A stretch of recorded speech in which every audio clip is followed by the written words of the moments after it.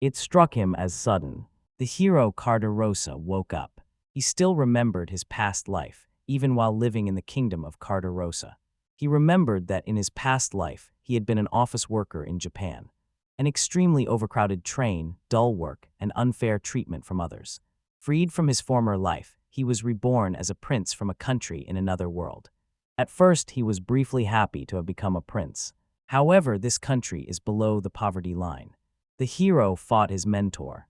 Be avoided when mentors get angry. Then he pointed the sword right at his throat. He finally defeated his mentor. He sheathed his sword. In just 2 years, he defeated his Clerford, the sword instructor and head of the Clerford clan. Hero thanked him, but even with his youthful strength, he would not have one. He said his defeat was unavoidable. At this rate, no enemy will fear him. The hero said no one would want to attack this country. Even if they were conquered, there would be nothing to take, and other countries ignore them because they are a burden, a desperate country. He was born in Carderosa, a small kingdom of just 1,000 people. Also the third prince of this country, he has older brothers who are strong but dangerous. The throne could still pass to him. Most people are happy about this, but because it is happening in this country, he is not happy at all. Because the soil is infertile, people cannot grow crops and have no resources. The country is small and very poor. An utterly hopeless place. He then decided to leave. He always says this, of course, but the prince were made to do this intentionally. Hero said their soil is infertile, so few crops can be grown on it. He aims to expand the area of sown fields as quickly as possible. Surprised, the residents decided to show Hero their achievements when he dropped in today. They had been working the land since morning. At first, they covered it all easily, but then a troublesome tree made things difficult. The hero asked what type of tree it was. They led him to a huge tree. Not even 10 men could handle him, but he could definitely be taken down with an axe. This tree has probably stood here for several hundred years, and Hero can't bring himself to cut it down. They will only have a harvest if it is cut down. Magical abilities exist in this world and appear only in members of certain families. Having them lets you improve your physical abilities. Drawing his sword, he swung at the tree. You struck the tree trunk directly. It split into 2 halves instantly. The residents decided to clear the obstacle and finish cultivating the land here for today. They offered Hero steamed potatoes, and some of the workers accepted food as well. At this rate, they'll have a field cultivated here by summer, and if they plant potatoes, they can harvest them by winter. All of them are very good people. Last winter they were starving, and this time Hero won't let that happen. Fields are still needed, and the land is being developed now. Seed potatoes brought from abroad were used to grow this crop, and because the potatoes could thrive in such poor soil, the country was largely saved. Still, it costs them a lot. Exhausted, the hero walks through the hall. Mornings were for sword training, afternoons for learning to govern the country, and the time between for land development, so he had a lot to do. Then she called him. His sister, who he hadn't seen in a long time. She was happy she met him. Coming to retrieve a forgotten item while he was on an expedition, she ran off here, and her name is Miley Carderosa, the first princess of the kingdom of Carderosa. She gave her life. At a reception, a prince from a wealthy country noticed her and married her on the condition that he would help their country. He still remembers how hard those times were. Thanks to this, they had fewer victims last year. She was his first love, but he couldn't help anyone, so he let her go. Her husband is preoccupied, and unflattering rumors follow him. She is thinner than when there was nothing to eat in their country, and he noticed bruises on her wrist visible from her sleeve. He felt deeply sorry for his sister. He suggested they have dinner together, and she was fine with it. Soon the table was ready. They brought her water, soup made from leftover vegetables, potatoes boiled in salted water, and dried meat. Even this turned out pretty decent. Then Miley remembered she had heard the hero had been active in business lately, and because of him, they were finishing even the lands meant to be developed next year. He worked hard so her efforts would not be wasted, since there was nowhere to plant the potato she sent. She thanked him and told him he was a good child. Hero asked not to be called a child anymore. Mealy said he was only a child and asked him not to do anything foolish. He said he hadn't meant to. Not all-powerful, he can help develop the lands with his magical abilities and is strong because he was trained in swordsmanship by an instructor. Against the whole country, his strength is the same as being powerless. Determined to save the country, he was an ordinary office worker with no knowledge or practical skills, and everything went wrong for him again and again. Still, he wanted to act, so he recklessly tried everything he could every day. Mealy noticed he was lost in thought and told him not to worry, because his little sister would surely think of something. Hiro asked her if she would come back if he made the country rich, but that was impossible, though she did not object. Once she finishes her meal, she will leave, deeply in love with her charming hero. By then, she was already standing beside the cart. Most likely she came today to bring help from that man, the things her sister gave her life for. Angry, he hit the windowsill with his fist. The hero wants to be strong. At this rate, he won't get anywhere by just trying, either with the sword or in his studies, and if nothing special happens, it's over. He will change the situation, but is there no force that suits him? A voice suddenly spoke, offering him answers. A sudden pang hit his chest. That left his heart aching. Turning around, he saw no one. I decided to ask who had been here. Again, a voice told him he was the respondent.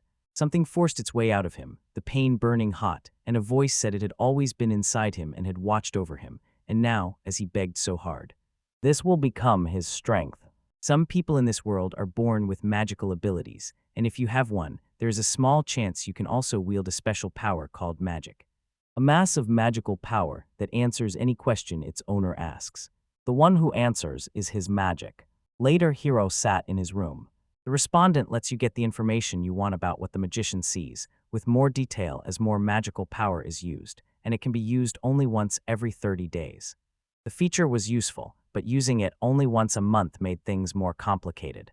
Hiro decides to try to do what the world needs now, and uses his magic to learn more about it. He then asked the respondent how to make a fertilizer he could make himself that would be as effective as possible. He immediately knew he needed nitrogen, phosphorus, potassium, magnesium, and other nutrients. That was cool, but Hiro asked the respondent to name the shops where he could buy all this. The respondent confirmed the maximum magic power consumption and agreed to disclose rank information as an exception. Making fertilizer usually takes time, so provide a quick option if the hero needs it soon. His next recommendation was to study alchemy. Learning about chemistry surprised Hiro. The respondent said, using alchemy will have the work time. Banned by the church several hundred years ago, this magic is known as bidden magic. The respondent knows the method of preparation, and with the help of alchemy, all of it can be achieved. If he does this, he will save more than just this country, but even the world as a whole. This all happens because the church banned alchemy, but he is not afraid of those bans. You must travel about 24 kilometers southeast to learn alchemy. The respondent sent the coordinates directly to Hiro's brain. Claim the legendary alchemist Kronel, Kaisar's legacy for yourself. That same night, Hiro began his journey. During the storm, he knocked a hole in the rock. Climbing inside, he found a cave. The respondent pointed to this place. It was cold from a lack of fresh air, but he chose not to use magic to boost his strength because he did not know how far he still had to go. Deeper into the cave, the space turned into a passage with a clear path. A huge door stood before him. It looked like a puzzle since it clearly wasn't natural. Luckily, Hiro was a puzzle pro. You began assembling the puzzle on the door.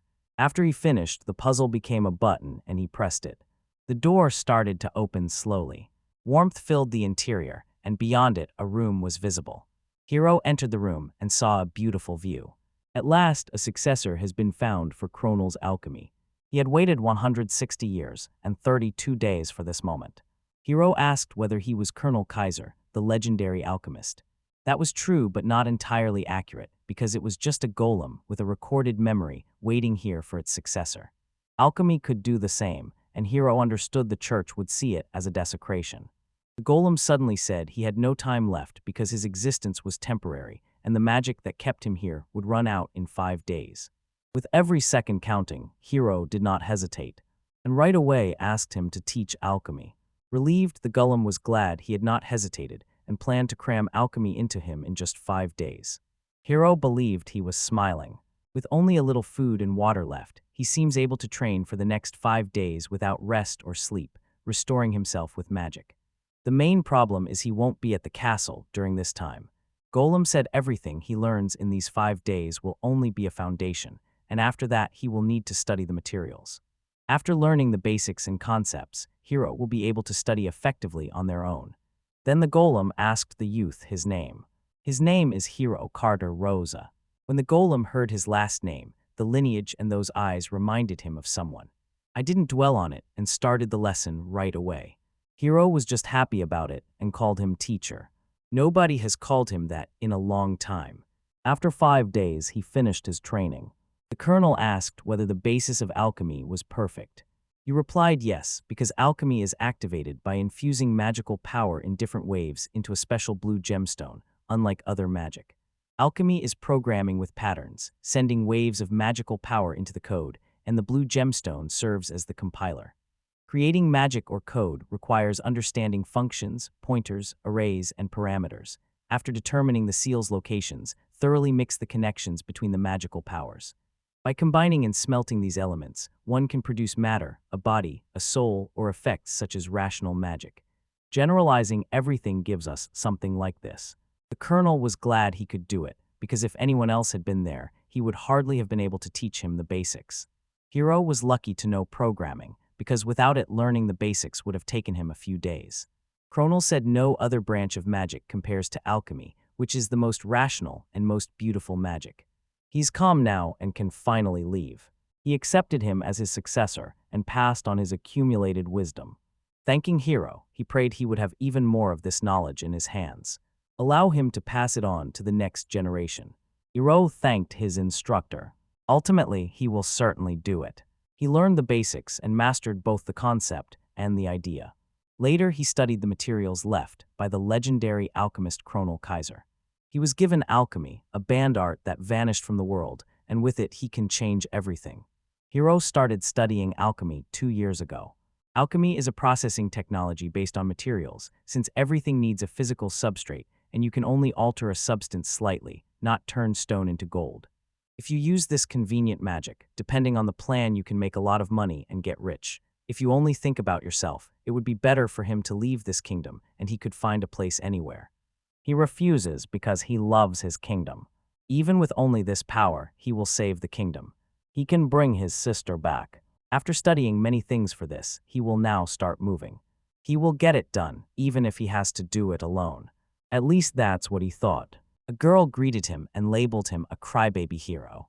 Hero realized she was Hibana. Hibana Clurford is his granddaughter and the hero's childhood friend who went to the Culinary Principality to learn swordsmanship. With her studies finished, she went home. Hero asked Hibana to stop calling him a crybaby because he has changed. A smirk crossed Hibana's face at the request. He said she was already 14 and skilled enough to join the Bronze Knightly Order of the Principality of Culinary. It was the exact same powerful knight order that only an elite swordsman could join. Bronze may be the lowest, but it was still impressive. Then Hero asked why she had returned when she could join the Bronze Knight Order at her age and later advance to the Golden Knight Order, which would be an honor for a swordsman. Hibana heard that and pouted at Hero. She said she came back because they had been talking, but if he suddenly says he forgot about him, she will hit him. They sat in a field of flowers. Comforting the hero, who was crying because Mealy was getting married, she told him to smile or they would be sent home. But he had bought her and she was crying too. After all, she cares about Mealy and doesn't want to see her so sad. Determined, the hero said he would change the kingdom, and although he can't do it now, he will. Because of that, Hibana decided to become his sword. They promised each other. Surprised, Hero realized she remembered this. That felt natural. She wanted to be able to say that. When she returned to the kingdom, she could not understand herself. With age, she came to believe the country could not be changed, and whenever she went out, she saw how dangerous and corrupt the kingdom of Karosa had become. The thought of him giving up his dream frightened her deeply. Joining the Golden Knightly Order seemed like a good idea to her. That would have been a good idea, but Hero still asked how long she had been here. Her grandfather's letter taught her that Hero could truly save the kingdom. He hasn't given up and is still trying to do something. She returned to make sure he had not truly given up on his dream. Surprised, Hero looked at Hisa, who smiled back. Knowing the hero would act soon, he wrote to Hibana. He predicted it accurately because someone had watched over him since infancy and he could never hide a secret from that person. As a child, he cried all the time. His and Hibana laughed at it. Hero now has Hisa and Hibana has returned. Now is likely the best time. Hibana then asked them to wait. She asked how he planned to save this worthless kingdom. Her interest was strong. Can he actually carry out his plans?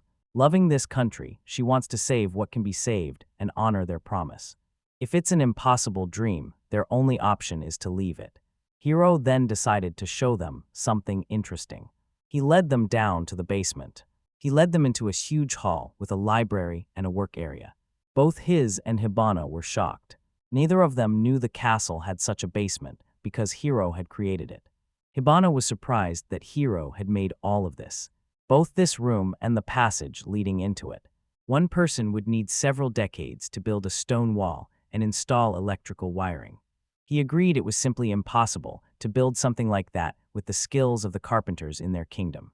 Hiro said it is possible with magic and impossible by human power. All along he had wondered what he was doing, yet he never imagined he would prepare something like this. They were still surprised to find that Hira still had more to show them ahead. He decided to show the results of 2 years of desperate training and research. This invention will transform the small kingdom of Carderosa. Opening the door, they saw dense vegetation. Wheat grew there, even though cultivating it in the kingdom was nearly impossible because their ancestors had tried so many times and never succeeded. It was a testing ground where he created and tested things to help their country. Wheat was one of the items. Through selective breeding, he increased its vigor, allowing it to grow in colder climates, resist disease better, and grow much faster. Plant us in spring or early summer, and we grow exceptionally fast. It tastes good and contains a lot of sugar, so bread baked with it will be fluffy and sweet. Amazed, Hibana asked what would happen if she planted it in the ground, and whether it would grow the same way. It won't work no matter how good the wheat is. Without fertile soil, it will not germinate. I decided to show the fertilizer used on this soil. He showed them the monster's corpse lying among the wheat. Creatures devastating their country. That their bodies carry miasma, making them unsafe to eat and contaminating the environment, he said. For that reason, Hiro created the seed. He planted a seed inside a dead body. A sprout immediately emerged from it. Next, the buds will start to sprout, neutralizing miasmas during nutrient assimilation. Afterward, the body dries out and returns to the soil. The soil becomes very rich because the monster's body holds a lot of energy. It was so amazing, I could hardly believe it. That wheat can grow in this country. This kingdom's land can produce a lot and could even enable food exports to large countries. All of this is very interesting. This is only the beginning, and his power can change everything. Back then, he was a helpless child when he made that promise, but now everything is different, and he can make his dream come true. He urged her to keep their shared promise. Hibana agreed with a smile. His power will soon transform the kingdom, and she asks to watch from a special place. She vowed to be his sword. He looked at him and turned to the hero. Having built this basement and grown the wheat, he asked again. Hiro confirmed it. He asked whether all this had been done with the help of something the church had banned several hundred years ago. Even so, nothing can be hidden from him, the hero said, and confirmed he used alchemy. If this comes to light, the church will not stand by. The hero told him not to worry and that he would do everything right. He's already decided everything. It's a forbidden power, but if it gives him a chance to save the kingdom, he'll take it. The church's influence does not matter to him, and he will defend his beloved cause. His and Hibana looked at him, surprised. Eros' gaze was determined. Then he decided to help him. I asked him to let me support him. Hibana suddenly grabbed him. She pulled him back and said he was always touching her. His use of alchemy means she won't change her mind. If they harm him over this, she will kill them. After that, he began to rely on them. Hibana offered herself to the hero as a knight and asked him to initiate her now.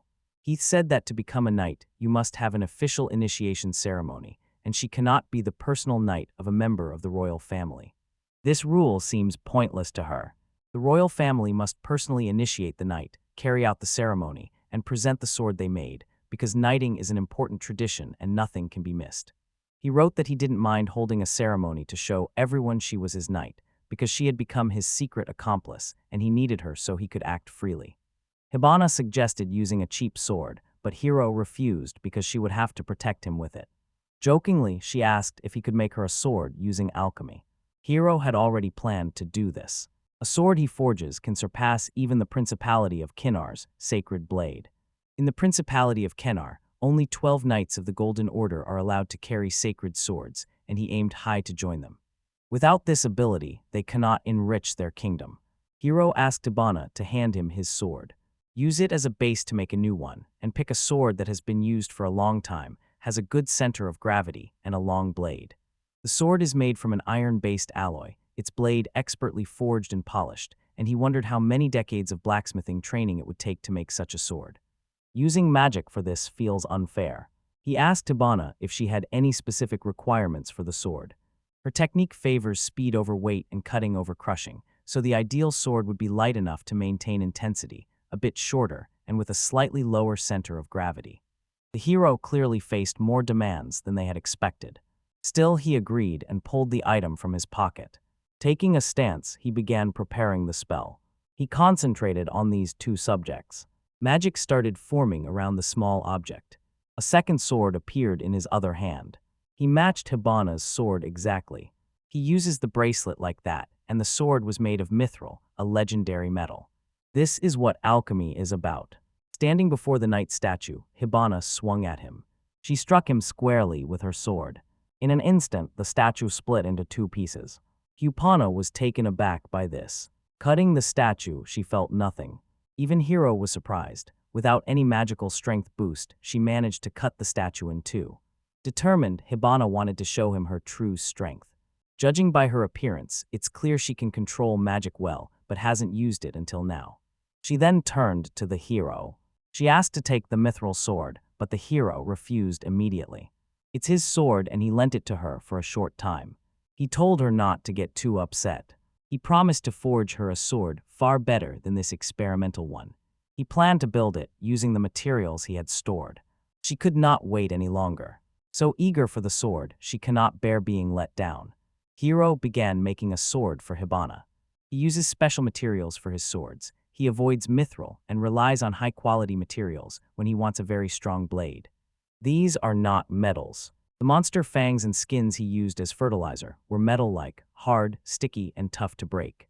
Monsters cast magic on their weapons the same way others enchant swords, creating a close link to magical power. Despite being a very powerful weapon, the magic sword made from a monster's body harms its bearer with its miasma. Some warriors are strong enough to wield a magic sword. When someone is infected with miasma, removing it is the basis of alchemy. All the miasma began gathering into a single ball. She quickly pulled herself together inside the ball. An alchemical crystal ball designed to remove miasma was filled to the brim with it and set aside for the future. Then this material from the monster, freed from miasma, is crushed into pieces with a special hammer made by hand and melted down, since ordinary forging would require a huge furnace and special chemicals. Currently, he uses 3 monster types: Big Bear, Hunting Dog, and Golden Eagle. Each is a powerful monster, and their parts must be melted and mixed to form one whole, with the synergy increasing depending on the combination. After the respondent suggested fusing monsters to make a sword, he boasted he could create a blade equal to the sacred sword of the Kinnar Principality, and he has the knowledge he gathered from the respondent over the past 2 years. The next step will be to shape the sword with magic as Hibana requested, setting its center of gravity, blade length, appearance, and so on. What he made was beautiful, and it's hard to believe it will be used to commit murder.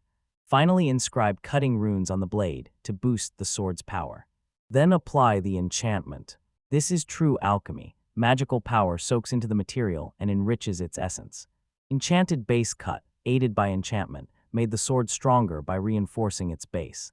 That turned out very well. Hibana is sure to be happy. Hibana Clurford began her knighting. She vowed that her sword belonged to Prince Hiro. She whispered her thanks to Hiro for making her the finest sword. Never had she seen such a beautiful and strong sword. She didn't seem very cheerful, so he asked if she disliked it. She also said she was simply nervous and afraid of what people would say if she didn't do well. The hero said it was impossible for Hibana to fail. Probably it makes no difference to anyone that the third prince has a knight like that in his service. Hibana, Hisa's granddaughter, trained in the Principality of Kinnar, so there is no reason to complain about her as a knight. Everyone here recognizes Hibana's true strength. I want her to serve me, and others here agree. Unfortunately, that is not the case for them. Hibana is his friend, and they made one promise. As his partner, she is his strength. Finally, he can begin to move. He has many tasks to complete with his comrades. 2 players still want to act. After Hiro knighted her, Hibana thanked him and promised to protect his sword.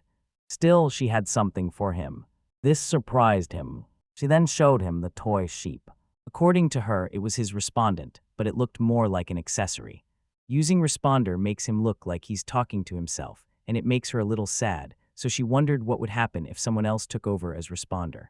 Taking the toy, she pretended to be him and said hello to Hiro. He said he would consider whether to use it. I asked what she was doing, and she said she was training. He found it striking that she was doing this right there in the room with him. Nothing could be done, she said. As his knight, she had to stay by his side. Becoming someone's sword means becoming stronger than everyone else, and if she doesn't, she's a liar. 8 people are stronger than she is, so she spends all her free time training to catch up with them. She was confident she was stronger than 4 knights of the 12 Golden Order of the Principality of Kenar. For Hiro, it was enough that she was with him. Even if they saved up, they couldn't buy the bronze knights, but it was good he had Hibana. He asked what she thought of the sword. When she was pleased, the sword was very strong. You can kill an enemy with a sword only if he is not using a sacred or magic sword. You can also ignore a person in simple armor because she is his knight and needs a sword. He knew she could handle him. Maybe she can practice today. Hiro then told her to be ready to leave. They were moments away from leaving the castle.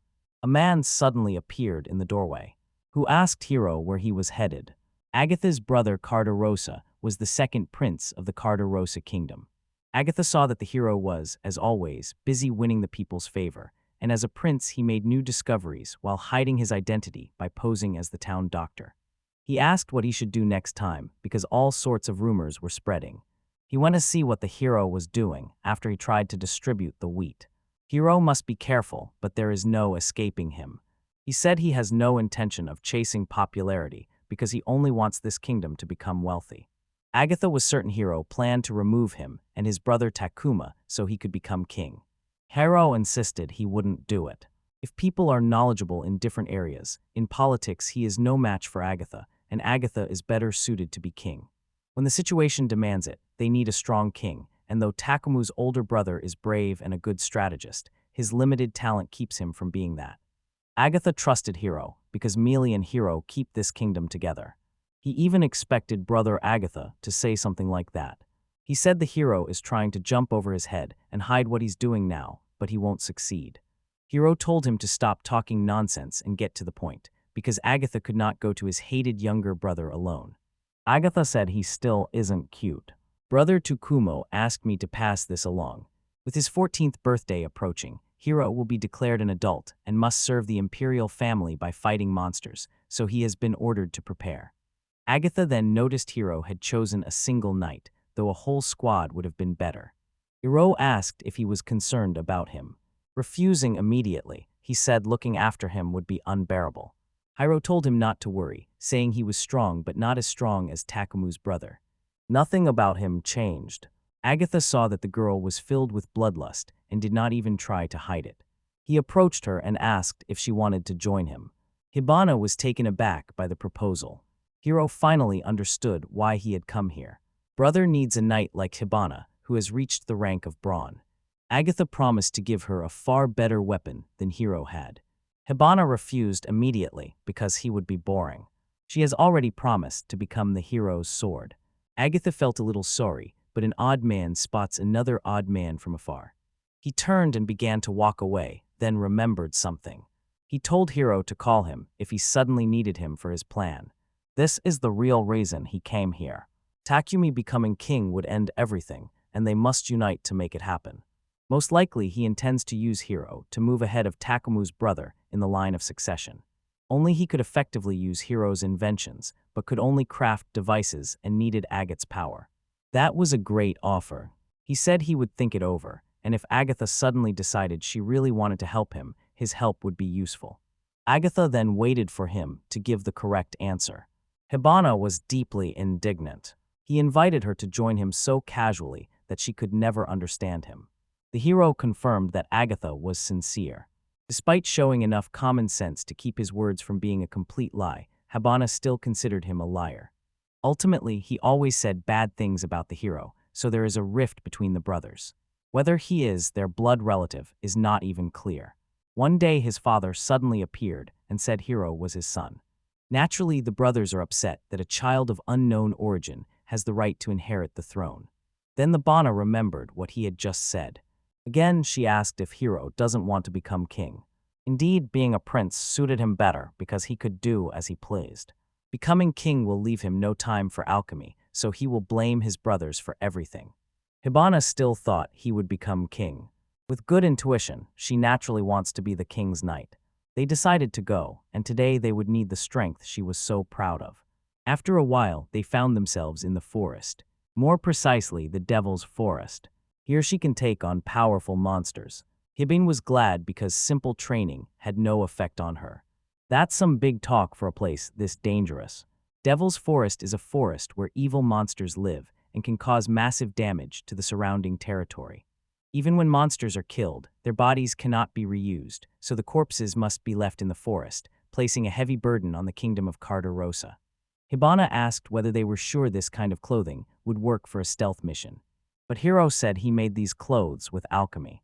He made it from the thread of an insect monster and enchanted it the same way he enchanted her sword. The threads provided extremely strong protection. Almost as hard as steel, Hibana tried to pierce the hero with a knife. She hadn't actually cut him. Hiro asked why she didn't believe him. If it had just been close, he would already be dead. But she said that anyone who gives false information when a life is at stake must die. She asked what the problem was since he wasn't dead. In the Principality of Kinnar, they taught her this, because there you must be strong. As her master, he knew he'd have to break her of her bad habits, and it wouldn't be easy. Hibana said the hero is her childhood friend and easy to talk to. He was slightly pleased to hear that. Hibana asked why they were here. Remembering he hadn't said anything, he decided to give 2 reasons. First, he wanted to see for himself what resources are available here. She wondered whether ore deposits could really exist in this forest. That was possible, but he wants to know what kind of monsters are here. Monsters are also a resource. I used monsters as fertilizer here, and their clothes and even Hibana's sword were made from monsters. Using alchemy, he can control monsters, which are the only resource in their kingdom. She agreed with him and asked if he wanted to know what monsters were here and what they could do. Having confirmed this, they will go deeper into the forest. She told Hibana she could run away calmly if she suddenly got scared, because the monsters they'd fought so far were weak after losing the fight for territory, and nothing compared to the much stronger monsters waiting deep in the forest. She said she couldn't run away because her blood was boiling, and she would finally be able to test her baby in action. Hearing from her was very reassuring. They stood before the barricades, so dangerous monsters lie ahead. Hibana remembered and asked about the second reason. He said everything done to save this kingdom is important. Hibana didn't get what he meant. Guards suddenly approached them, asked Prince Hiro what he was doing there, and told him to leave because it was dangerous. Reassuring them, he said not to worry and asked if they recognized his sword. He said his knight was stronger than him, so there would be no problems. He asked that they be let through because it was a very important matter. They listened to him but told him not to overdo it. They were asked to be more careful. They suddenly heard armor clanking in the distance. They still needed to talk eventually. He wouldn't want to meet him this early. The guards opened the gates, revealing a man with an army. He came back unharmed. Takumu Carderosa was the first prince of the Carderosa kingdom. Takumu hadn't expected to run into Hiro here. He hadn't expected it either and asked whether they really intended to kill monsters. He said this is a battlefield where nobody can be unprepared. He can't return because he came prepared. Takumu said he can do whatever he wants, but he will not help him, and the most important thing is that he does not die. If she's here, he definitely won't die. Hiro confirmed his knight was wonderful. Takumu suddenly said he already knew the hero and Agatha were fighting. He figured it out surprisingly quickly. After all, only a few hours had passed. Agatha apparently said they were working with him to distract Takuma. Takumu told him not to do anything unnecessary. The kingdom should not grow rich before the right time. Hiro immediately thought the neighboring country might attack them. Right now they are not being captured solely because their kingdom has no value. Their land was once rich and far more populous, but a neighboring country captured the kingdom, leaving only one territory beside the Devil's Forest. If this territory has anything valuable, neighboring militant countries will certainly seize it. Hiro told his brother that when the time was right he would retake the captured lands, but their forces were unequal, and even if he reclaimed the territory, they would not be able to hold it. Takuma's brother is trying to reclaim the land that supplied much of the kingdom's food. Returning those lands will boost food supplies and the population and solve most of the kingdom's problems. The main problem is retaliation after reclaiming the land, and you cannot win a head-on war against a country with twice the population. Takumu likely has a short-term winning card rather than a completely doomed plan. Right now he is simply gathering strength and will follow through on his plan. Unless they take extra steps. If the enemy finds out and attacks before he decides, everything will be lost. Consider this a warning. If anyone interferes with him, he won't care that they're his brothers. Only he can help the kingdom, then they will work with Agate where he cannot help at all.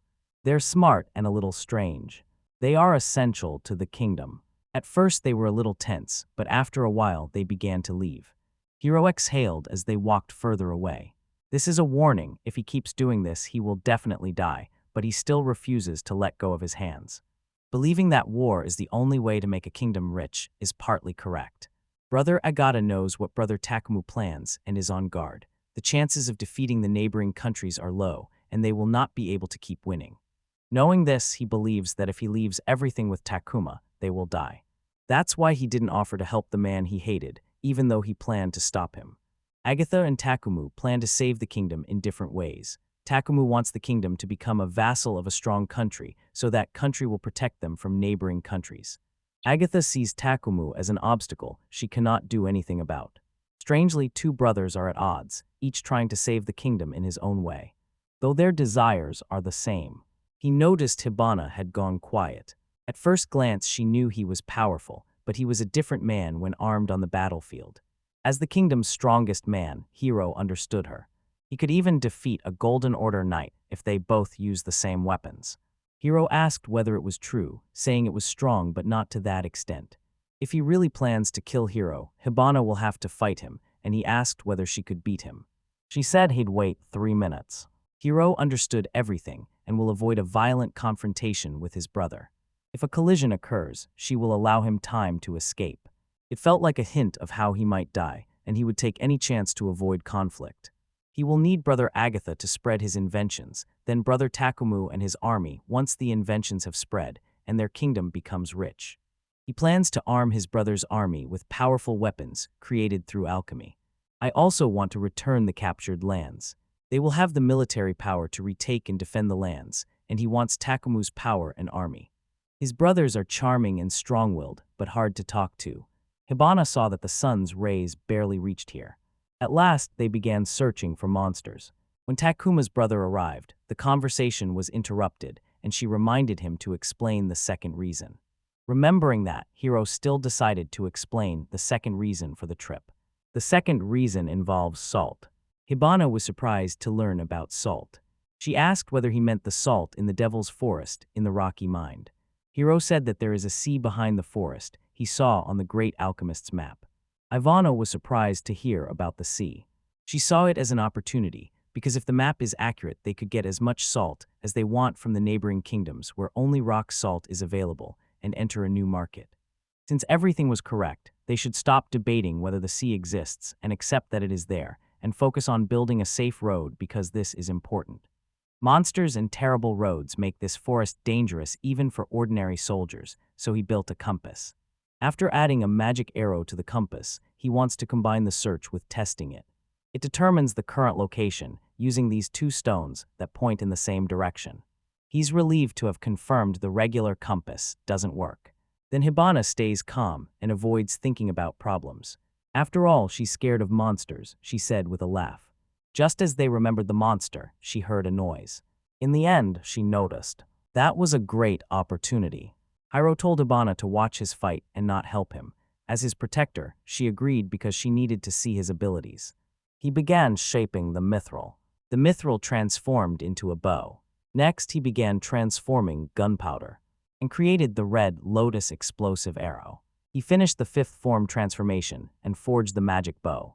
He was surprised that he had made a bow from mithril and an arrow from gunpowder.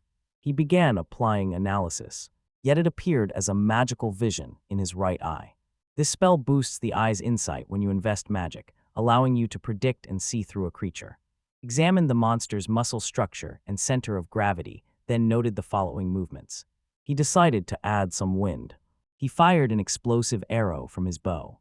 The monster had already pounced on him. Still, the arrow struck his head. A second later, the monster exploded.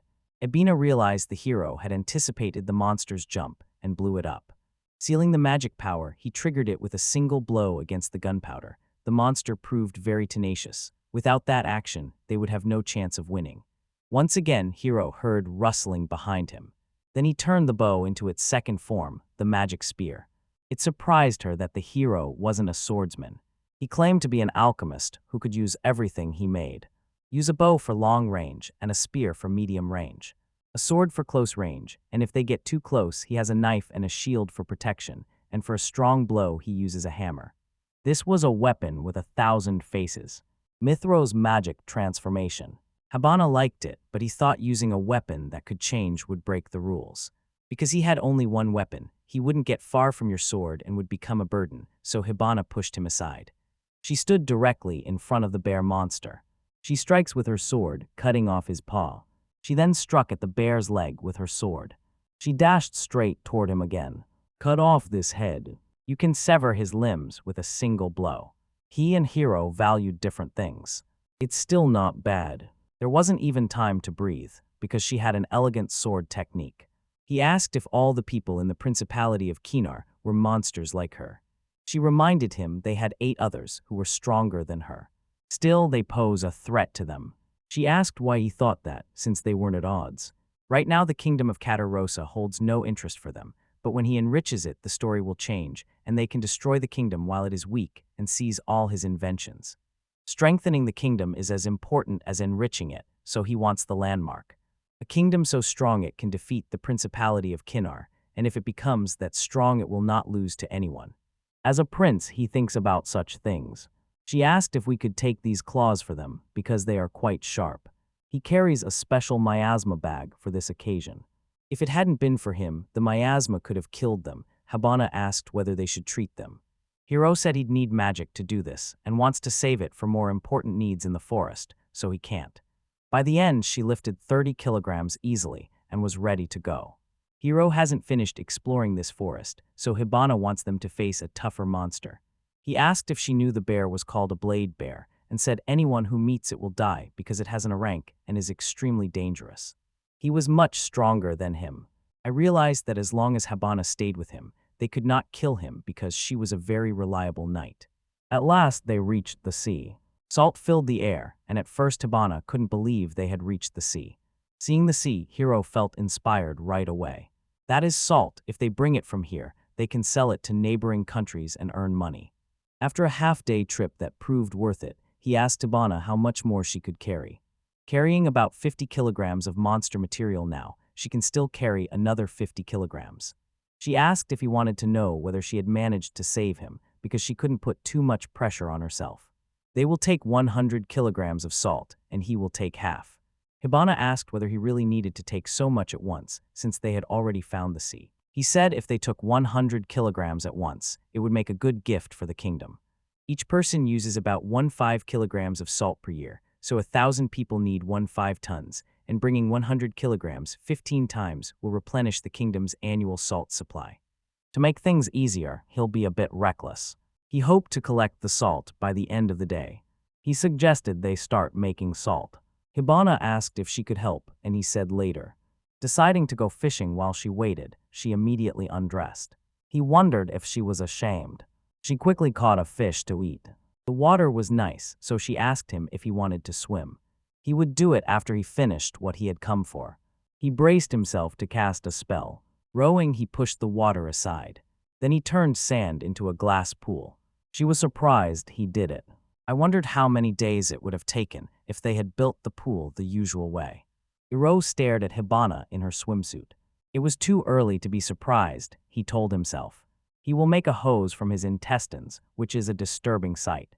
Next, he will fill the pool with water. The water started flowing on its own, and Hibana wondered if it was magic, but it was ordinary science. The system uses the siphon principle, so water flows from the sea at a higher level into a pool at a lower level. Then it turns seawater into salt. She asked if it was all alchemy and if it really needed much magic. He said there was nothing they could do because they couldn't wait for the water to dry on its own. All the water evaporated, leaving only salt. Getting salt was really useful for Hibana. This hero began adding water again. Seawater contains only 4% salt, and he knows how much water he needs to add to completely fill the pool. Collecting salt will be more efficient by increasing its concentration and the amount collected. He repeated it many times. As he had expected, releasing that much magic repeatedly was difficult. Hibana suddenly wiped the sweat from his forehead. She then handed him some water. She told him not to strain himself so much if he suddenly felt ill and advised him to rest. But the hero will be finished very soon. Failing to collect it now will cause it to lose all effectiveness. He asked Hibana to help collect salt. I made this bag all the way through and it stretches a lot. Hibana cut the log into planks and they used those planks to collect salt. She wondered whether making salt was really that easy. Doing everything yourself without alchemy will take at least a week. This made her wonder how much training it would take to raise her magical power that much. By sheer luck, Hero was born with that much magical power.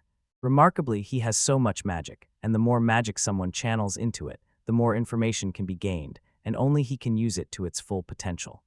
Hibana felt a little envious and asked why he didn't use magic to collect all the salt. They were heading back to the Devil's Forest, and he feared his magic might not be enough, so he apologized for needing to work with his hands. She understood everything and treated it as another training session, a great one involving carrying bags and walking through the forest. Also, she heard something here. The prince was unusual and helped the peasants build new roads. He realized it and admitted he was rather strange. Hearing this, she thought he was a great guy and that she could do the same. Combining training your body with helping others feels great. Embarrassed that this had reached her, he was also glad. He decided to honor her as a heroine. Knowing there was a sea here and that salt could be made, he did nothing. Alone, he couldn't cross the Devil's Forest. She went with him, so now they can give salt to people.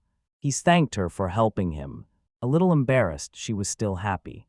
She thanked him too, glad she had become his knight because he could actually save this kingdom. They returned home to bring salt to the people. By the time they began walking, it was already dark. Hibana spotted barricades ahead. Apparently, she still has a lot of strength left. They had been walking for a long time, so she was tired too. Trained well, she could walk by moonlight, and Hero could walk using magical vision. She soon noticed they hardly ran into any monsters along the way. That happened because he wore that perfume. She thought the hero's new invention had removed the smell of their sweat, the scent monsters hate most. This is only a trial sample, but it already seems to have produced results, and she suggested it would be much easier to use while traveling.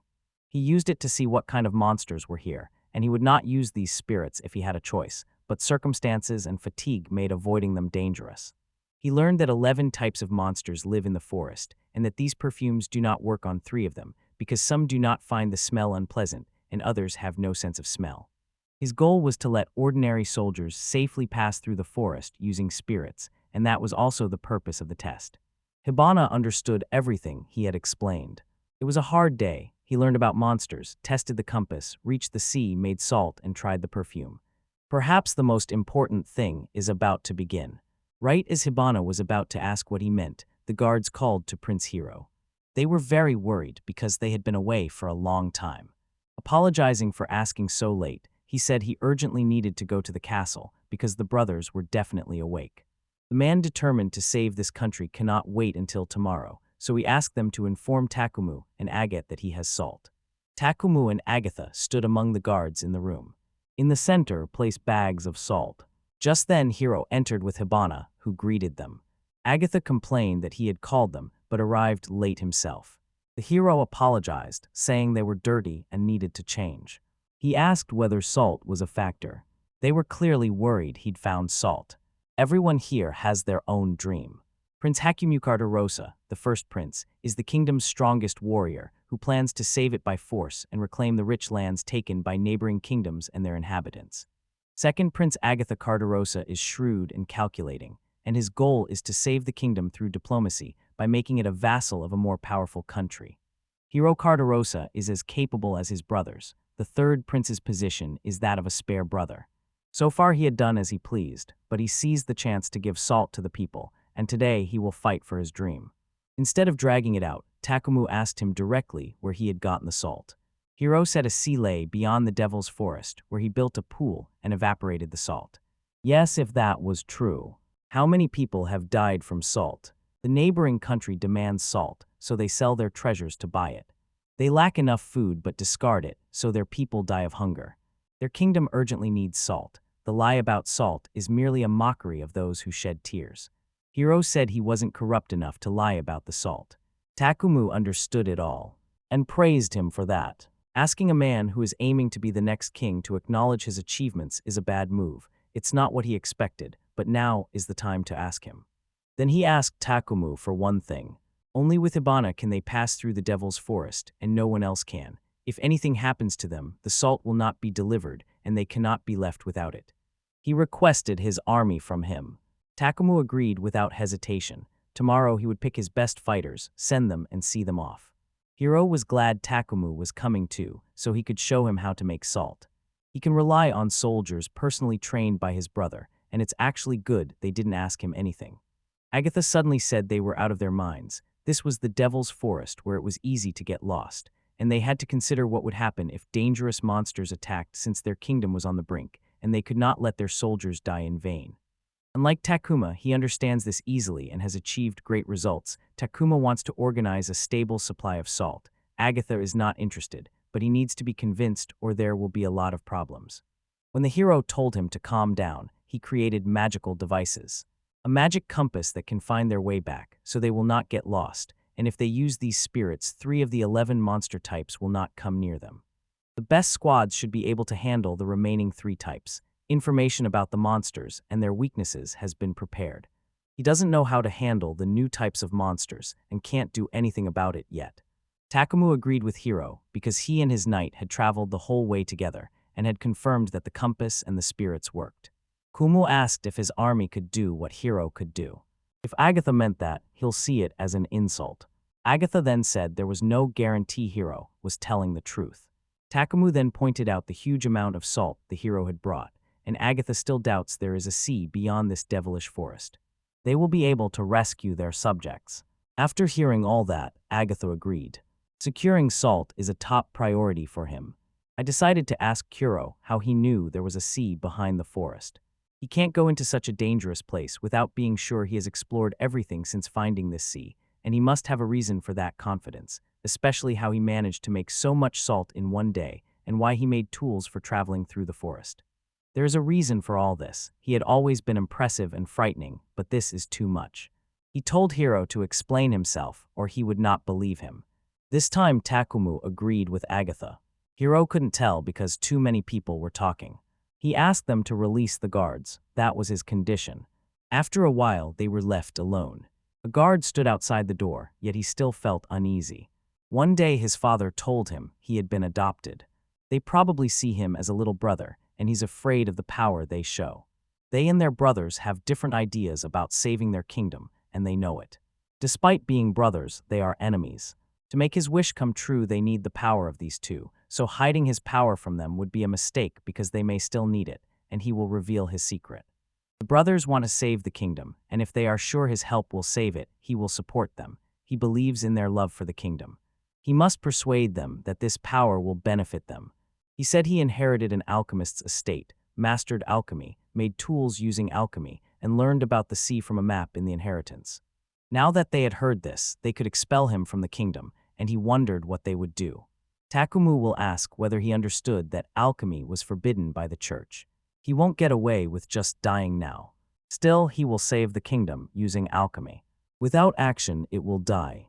They must each understand this. Alone, they are fighting a battle they cannot win. Takumu and Agatha thought it over and realized they could not ignore it.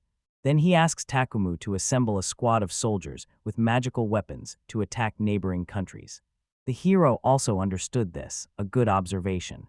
His solution to close the strength gap is to arm the elite soldiers with magic swords, because with powerful enchanted weapons, they will become the strongest, and he will be able to reclaim the lands taken from them. This is what he dreams of. Although poorly equipped, their troops are strong because they spend a lot of time fighting monsters, and while they may not be at odds with Kinara, they still have elite troops that are more than a match for Kinara's Golden Knights, yet they lack overall military power. There was no future in this. The magic sword's miasma would literally consume them, and even a temporary victory would waste the elite soldiers. Expect a terrifying collapse of power and brutal retribution. Then he turned to Agatha and asked whether he would really seek protection from other powerful countries and whether he meant to save the country by selling it. It turns out Hiro even found out everything about him. Agatha said there was no other way to save their kingdom, and it was better than what the idiot jock was proposing. Hiro didn't think it would make any difference. The kingdom had already given away its sister, thereby prolonging its existence, and to save itself he now proposes the next step. Belonging to someone means having nothing. We need diplomacy to prevent this from happening, said Agatha. Hiro might manage it, but he knows his limits. He only keeps them alive, and that won't save the kingdom. So he turns down all their plans. Since he refuses, can Hiro really save them with alchemy? Saying he would show them another way out, he added they got more than just salt. He asked Hibana to demonstrate the power of alchemy. Opening the door, she invited them in. A girl entered the room holding something. As the guard moved to throw her out, Takumu told him to let her in. Lifting the rag, the girl found bread underneath. That was white bread. Takumu asked right away if they actually grew wheat in Craterosa. This couldn't be, and Agatha even assumed he had bought it. Alchemy baked the bread from wheat grown in their kingdom. The monstrous body makes good fertilizer. This wheat can survive cold and disease and will be ready in 3 months, and if they don't believe it, the arrow could lead them to the fields. Alchemy lets him do even more. Then he suggested they try it and said he hadn't put anything in it. Kumu picked up the bread and bit off a piece. That bread was exceptionally delicious. We never expected such delicious bread in their kingdom. Wheat grows easily and tastes good. It tastes much better than in other countries. Alchemy can do that as well. Hiro told Hibana that alchemy not only makes life richer and asked her to pass the sword to her brother. Hibana agreed, but only if they brought it back later. Takumu stared at the sword in amazement. This sword has no miasma and is far stronger than their swords. As expected, Takumu grasped it at once. This is all alchemy. The hero can cleanse all miasma from his squad's magic swords.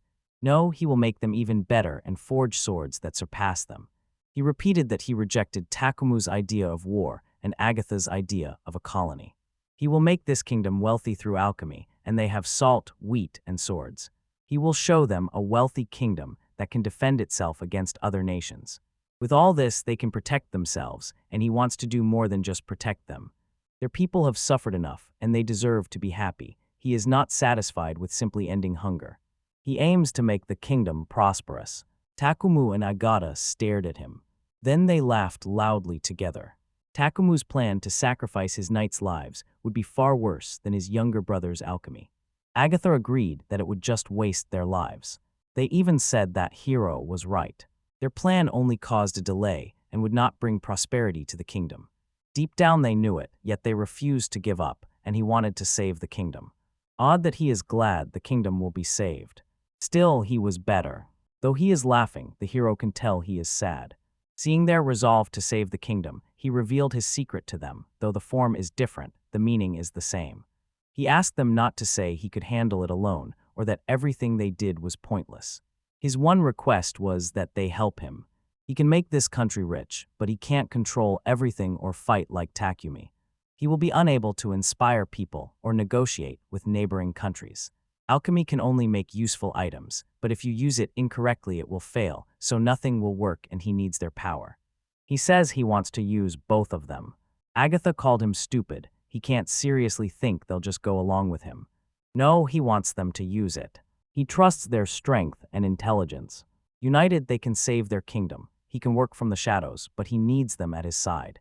Allow them to decide for themselves who will be the next king. Takumu and Agatha looked at each other. These are the hero's words and what he truly means. When his younger brother says something like that, he cannot stay silent like a child.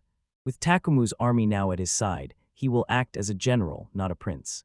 Agatha decided to help Hiro even though he was less capable and had only accidentally inherited the alchemist's legacy, and she did not want to follow him, but when their ship began to sink she had no choice but to help him. After helping him, he will become a minister.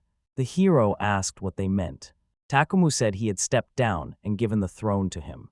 Agatha did it too because it would be better for the kingdom, so they would recognize him. They will keep Alchemy secret. If he believes in himself, he can save their kingdom and they will help him. These are the kind of brothers he has, and they asked him whether he believed him. If he tells them whether they are being truthful, they will take it as an insult. Then he asked for their help. They gladly told him he could count on them. For the first time, the three princes of Cardaros have come together. This is the beginning, not of saving the kingdom of Cardarosa, but of prosperity.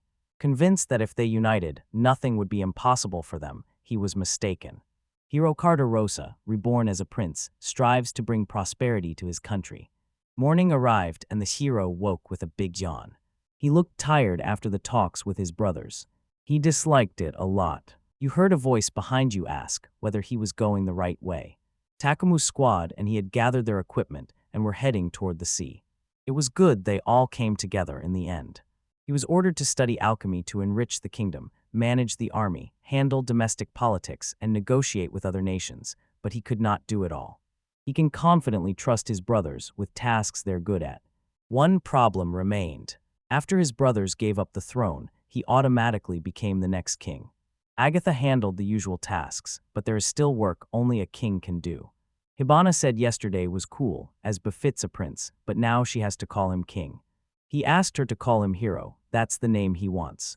Hibana accepted this. She remembered that since she returned, she had never seen the king. Hiro said his father is currently ill and has been in a coma for several years. Takumu was meant to be a temporary acting king, and now that his elder brothers have renounced the throne, he will serve as acting king. Because the father might wake up, no one can choose a king at will, making the regency a source of instability in the kingdom. Hibana understood everything and wished him luck. Hiro told him to stop talking to her as if she were a stranger.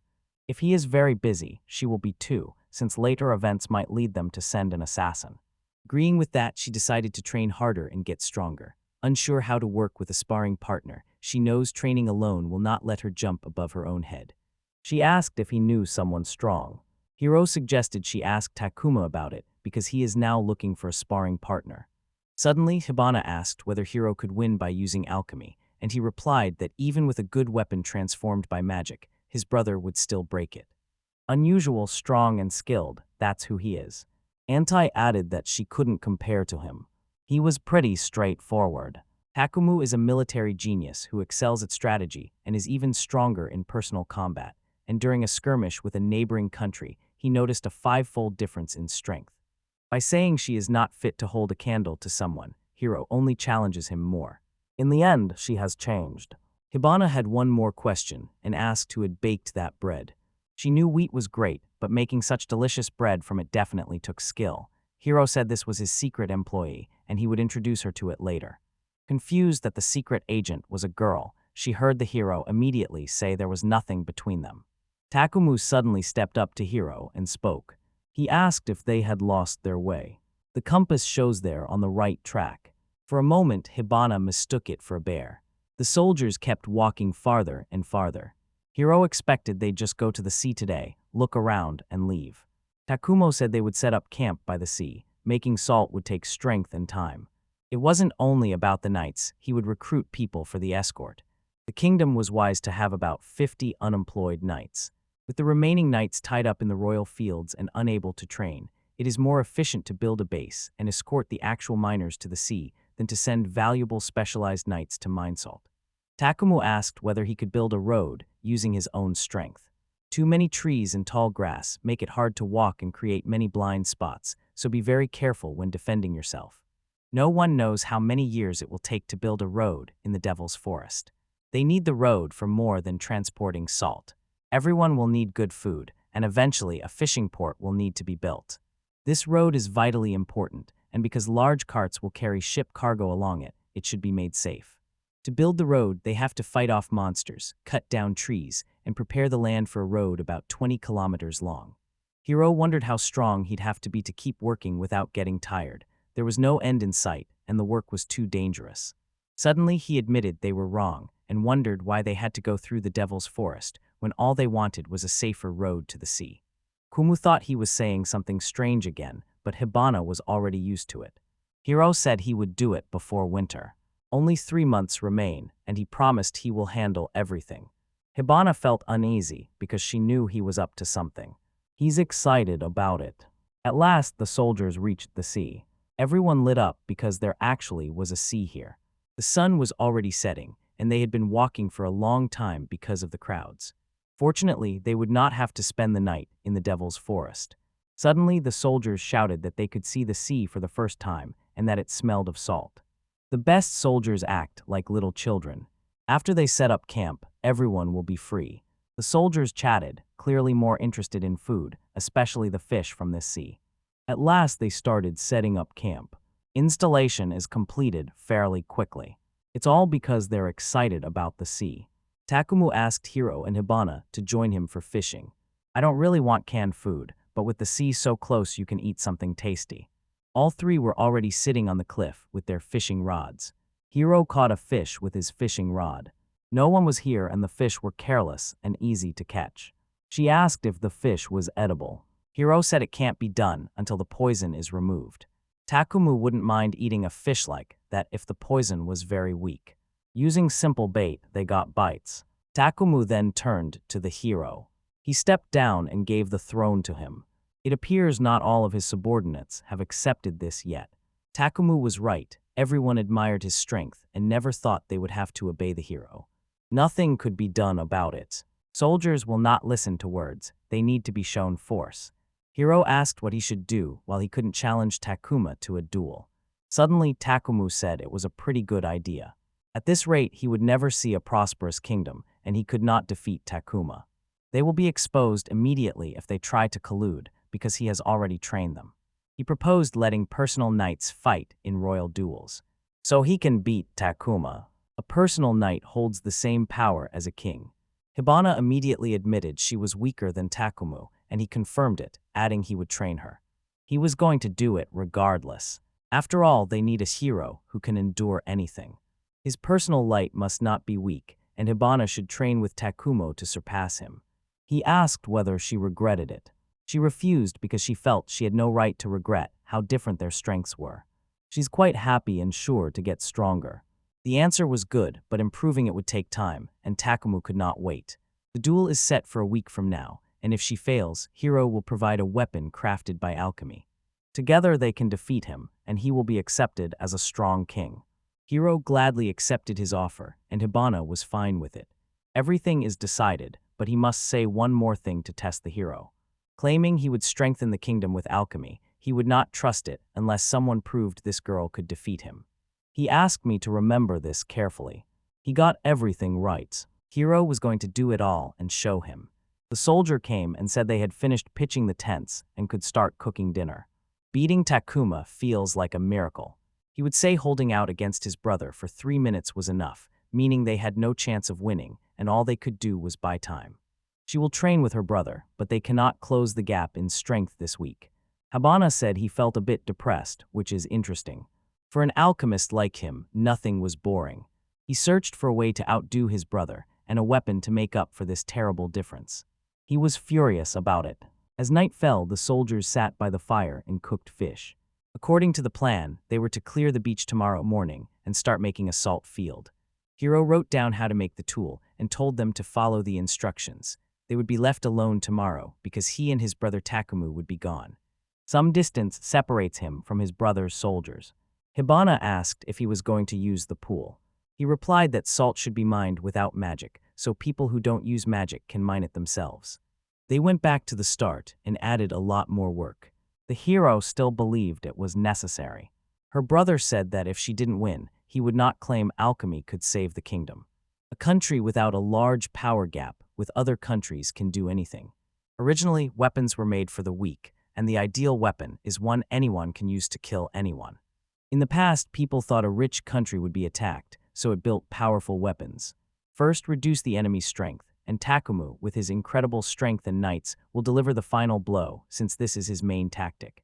Hibana is grateful that he made a powerful weapon, but she wants to defeat him with her own strength. Hiro also wanted her to outshine her brother. It does not have to be a duel, and afterward she will train for a few days or overtake him. She promised him she didn't know how long it would take, but that she would become the strongest. If it does not, it will not be worthy. She wants to be worthy of a hero. They held each other's gaze for a while. Yuno turned away and said it was good that she had such confidence. The atmosphere felt strange, and Hibana asked what he had come up with. You planned to build a road between the sea and the kingdom, but with only 3 months left, Hibana said it could not be done. Hiro knew he could, because he only says what he can do. A solid plan was necessary, and she would handle it later, but first she had to make the weapon this week. That's not quite true. Tomorrow morning he finished the plan for the road, after which he will start building it, and during construction he will think about its weapons. In the morning he prepares for work. In the afternoon he builds a road and thinks about weapons, and in the evening he starts building a weapon prototype and trains Hibana. That's his strength. He comes up with a plan in his head, writes it down, and works through the details. They would return to the castle tomorrow and would need to start work right away, so he asked Hibana for help. Once they pass through the Devil's Forest again, he tells her his plan and says it will be good training. He always surprises her. They decided to give it their all. By midday the next day, they stood near the edge of the Devil's Forest. They reached their destination. Agate ended up with all the paperwork, and now they'll start building the road. Hibana invited them in because they were near the forest entrance. They were struggling to clear the Devil's Forest, so if they could not get through it, they would have to go through here. He hit the ground hard with his palm. Since it refused to go through the forest, it didn't have to. His planned project would be more accurately called a non-road. He was digging a tunnel. That was even more chaotic than building a road. Instead, the hero asked her to come over. Alchemy is the manipulation of matter, and sand and earth work especially well. The harder you dig, the deeper the hole becomes. He digs at an angle so a cart can pass easily, and when they reach a certain depth, he starts digging horizontally to make a path to the sea. By digging a tunnel, they won't have to worry about trees or monsters, and on yesterday's hike, he found there is no underground water here. He didn't know if there were underground monsters here, but he'd worry when they appeared. Hibana couldn't believe he was creating tunnels with alchemy, even as she watched. Even after Hiro told her to believe and trust, he still does it, and this time he'll do more. Hebin worried the ceiling might collapse, but Hiro said the wall would be very hard to break because alchemy had compressed the earth. This is much stronger than brick, is waterproof, and will not collapse. Once this road is built, everyone will be able to walk safely from the city to the sea and not only produce salt but also fish. Overfishing in the lake near the kingdom has made catching fish nearly impossible, while fishing in the sea provides richer food and makes the people happier. Hibana saw his smiling face and could hardly wait for this day. She noticed how much magic it took and would have fainted long ago. The hero reminded her he was born this way, but she needs to know it is hard for him too. The tunnel must let 2 horse carts pass easily, so its minimum dimensions are 8 meters wide and 3.5 meters high. It also requires a lot of magical power, and Hibana offered to help him with anything he needed. Vinhiro asked her to clear away the dirt and rocks. The ground can only be compacted so much, so avoid allowing leftover soil and rocks to accumulate. Strength training suited her and was just right. The hero advised not to strain yourself at work, so you do not get exhausted before the evening workout. She refused, saying she would work as hard as she could. To get stronger, she does another workout. After agreeing, he simply told her to be careful and thought he'd have to take care of her if she suddenly fell ill. Next, they began working on the song. Everything depended on his strength, and he wanted to know how long it would hold. Hira dug the tunnel while Hibana loaded the remaining earth and stones into a cart and took them away. A long time had passed, but they kept doing it. After a while, they grew tired. They decided to stop for the day so they would have enough energy for the evening's work. They had already covered 600 meters of the 20 kilometers, which was more than he expected. Even Hibana felt very tired. Because of her help, he could focus solely on building the tunnel, and he thanked her for it. A detail caught her eye here. After a day of hauling earth, you end up exhausted, because the more they dig, the farther you have to carry the excess soil. She thought it was a pretty good workout for her muscles and endurance. At their current pace, they can finish in about a month, and with a 3-month deadline, that is very good. I had been counting on 2 months. They won't stop at digging a tunnel. She asked what else he would like to do. Begin by inspecting and reinforcing the wall to prevent collapse. Then use a watertight device, and if water appears, provide a drain. This area will also need light, and a device to circulate fresh air. Completing this will take more than 2 months because there is a lot to do. He plans to build many fine things, but she asked whether it was all necessary. Hiro said they need the road not just to carry salt, but because the road itself will be useful and necessary. Then he had something else. He noted that she looked tired because she had training with her brother that evening. She stood up abruptly and said she wasn't tired and still had plenty of strength, but her whole body was shaking, so she was clearly not okay. Hiro asked her to open her mouth and took out a small pill. Holding it to Hibana's lips, he told her not to spit it out. He threw it into our mouths. The pill's taste made Hibana feel sick right away. Moments later, she lay on the ground, motionless as if dead. She asked him what he was doing. It tasted worse than anything else in the world. She asked him not to laugh about it. Hiro apologized and asked how she was feeling and whether she felt better. She tried to jump and move. Her body felt very light, which surprised her, and she asked whether pills that removed fatigue really existed. Also made by Alchemy, they contain very valuable ingredients, and taking too many pills will overburden the body. Due to the risk of war, they can't be used that way, and he doesn't want to waste the supplies. By quickly restoring soldiers to combat readiness, this medicine will save them. Today is a special case, because if he can't tell her from her brother, he won't be able to make a normal weapon, and being tired will stop him from training. He felt sorry because she had already decided to work until she collapsed and take the medicine to recover quickly and go to training. She thanked him for the valuable medicine. Be determined to go back. Before she left, Hibana wanted to ask him one more thing. All she asked of him was one small thing. She asked to become his lover. After that, she waited for his reply to her request. The hero asked what she meant. Right away, she said plainly that she had fallen in love with him.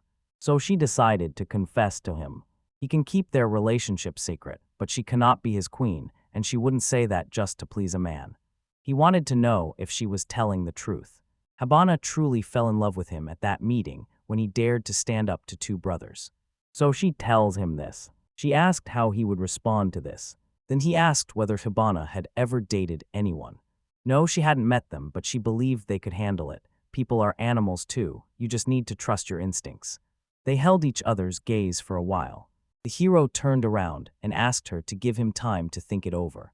She said she would wait, because patience is one of a swordsman's main strengths. She then took the cart and left. Hero wondered what had caused her sudden confession. Royal marriages are mainly a tool to strengthen ties with other countries, and since almost no one would want to marry into their poor nation, there are no problems. Hibana is strong, beautiful, and smart, and she is interesting to talk to. They need more time to get to know each other. Soldiers trained in the yard. Hibana and Hiro walked up to them and greeted everyone. None of them looked hated, though all had strange faces. Maybe they only heard about the fight and want to see how strong Hibana is. They arrived in Takum. First, he wants Hibana to show her strength, so she will fight Harold. Her head tilted, she looked at Harold. He asked her not to fight with him. Takumu warned it was dangerous to fight him if he could not control his powers, because he might kill someone by accident. Hibana decided to demonstrate her power to him. The hero wished her luck in the fight. Harold asked Takumu whether he could really cut loose. He confirmed it because he has a good idea of what she can do. He has lost interest in her. Were Hibana and Harold already standing in the arena? Hero watched them, as did everyone else. Hibana asked about the rules. Harold suggested she use wooden swords and that they fight until the first blow. She accepted these terms. The hero saw great strength and a Harold. Confident he ranked among the squad's top 12, he knew that if the magic power smoothly wrapped around his body, his physical abilities would improve. Takumu ordered them to get ready for battle. The moment the fight began, they rushed forward. Hibana swung her sword, but Harold blocked the blow. She began hitting him repeatedly. She moved quickly. Hibana circled while squeezing the Herald. He tensed slightly under her pressure. Her footwork and speed drew praise from the spectators, while Harold was just defending himself. Spinning around Harold puts her in a strong position to attack. There was only one nuance. Harold is holding up and deflecting attacks, so you need to land a blow to grab her. Harold timed it perfectly. He suddenly threw her sword up. Hibana even managed to defend herself against his blows. Harold keeps up with Hibana's speed, and her tactics are exhausting. Harold suddenly started hitting her. He missed and Hibana slipped out of view. She appeared above him, then flew behind him. Harold felt confused when he landed on the ground and was hit directly by Hibana. Harold dropped to the ground. He acknowledged her victory and called it convincing. They thanked one another for the fight. Then Kumu will address them. He praised them for the way they fought. His observations showed Hibana had her own kind of strength.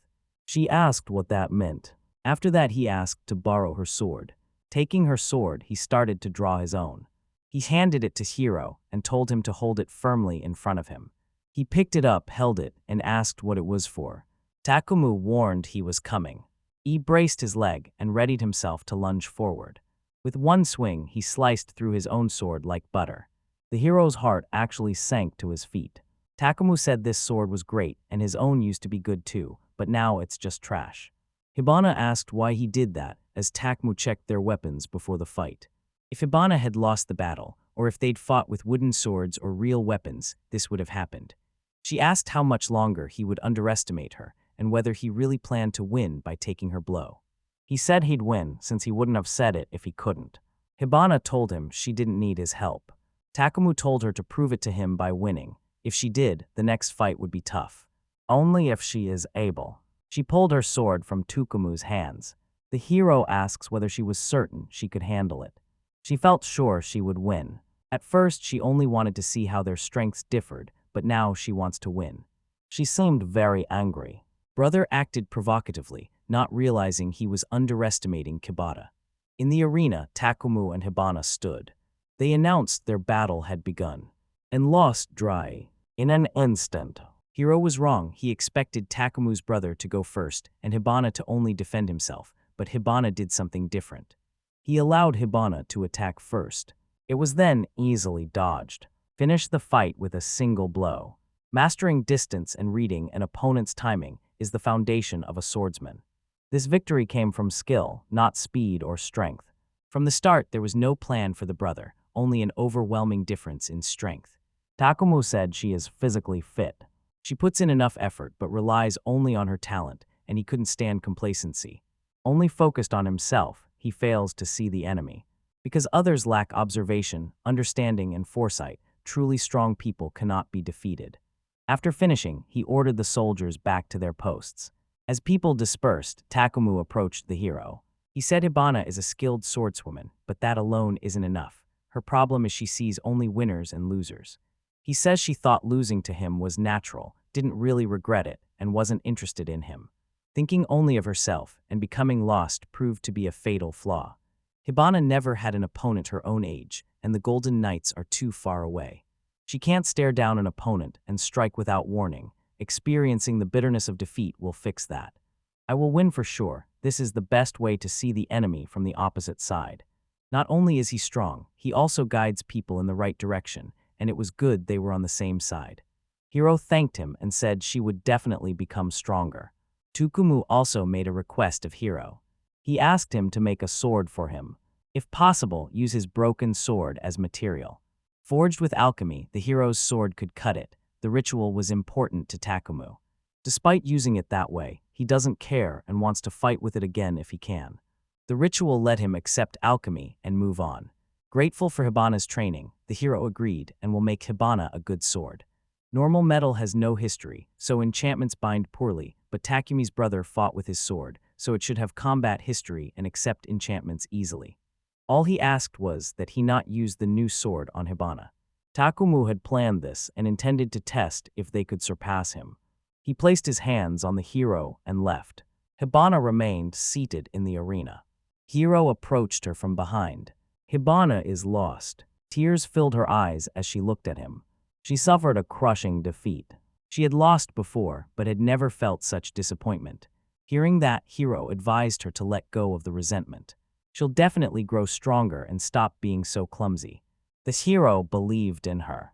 He suggested she go home during the fight because he understood what she needed and would help her win. Hibana nodded in agreement with him. All of them went to his workplace. Seeing the gap between her and Takumu again, she knew no amount of training would let her catch up in 1 week, and she needed the strength of a hero now. Her use of the word now shows she is looking forward. Seeing she didn't need his consolation, he kept to himself. They will defeat Takuma's brother.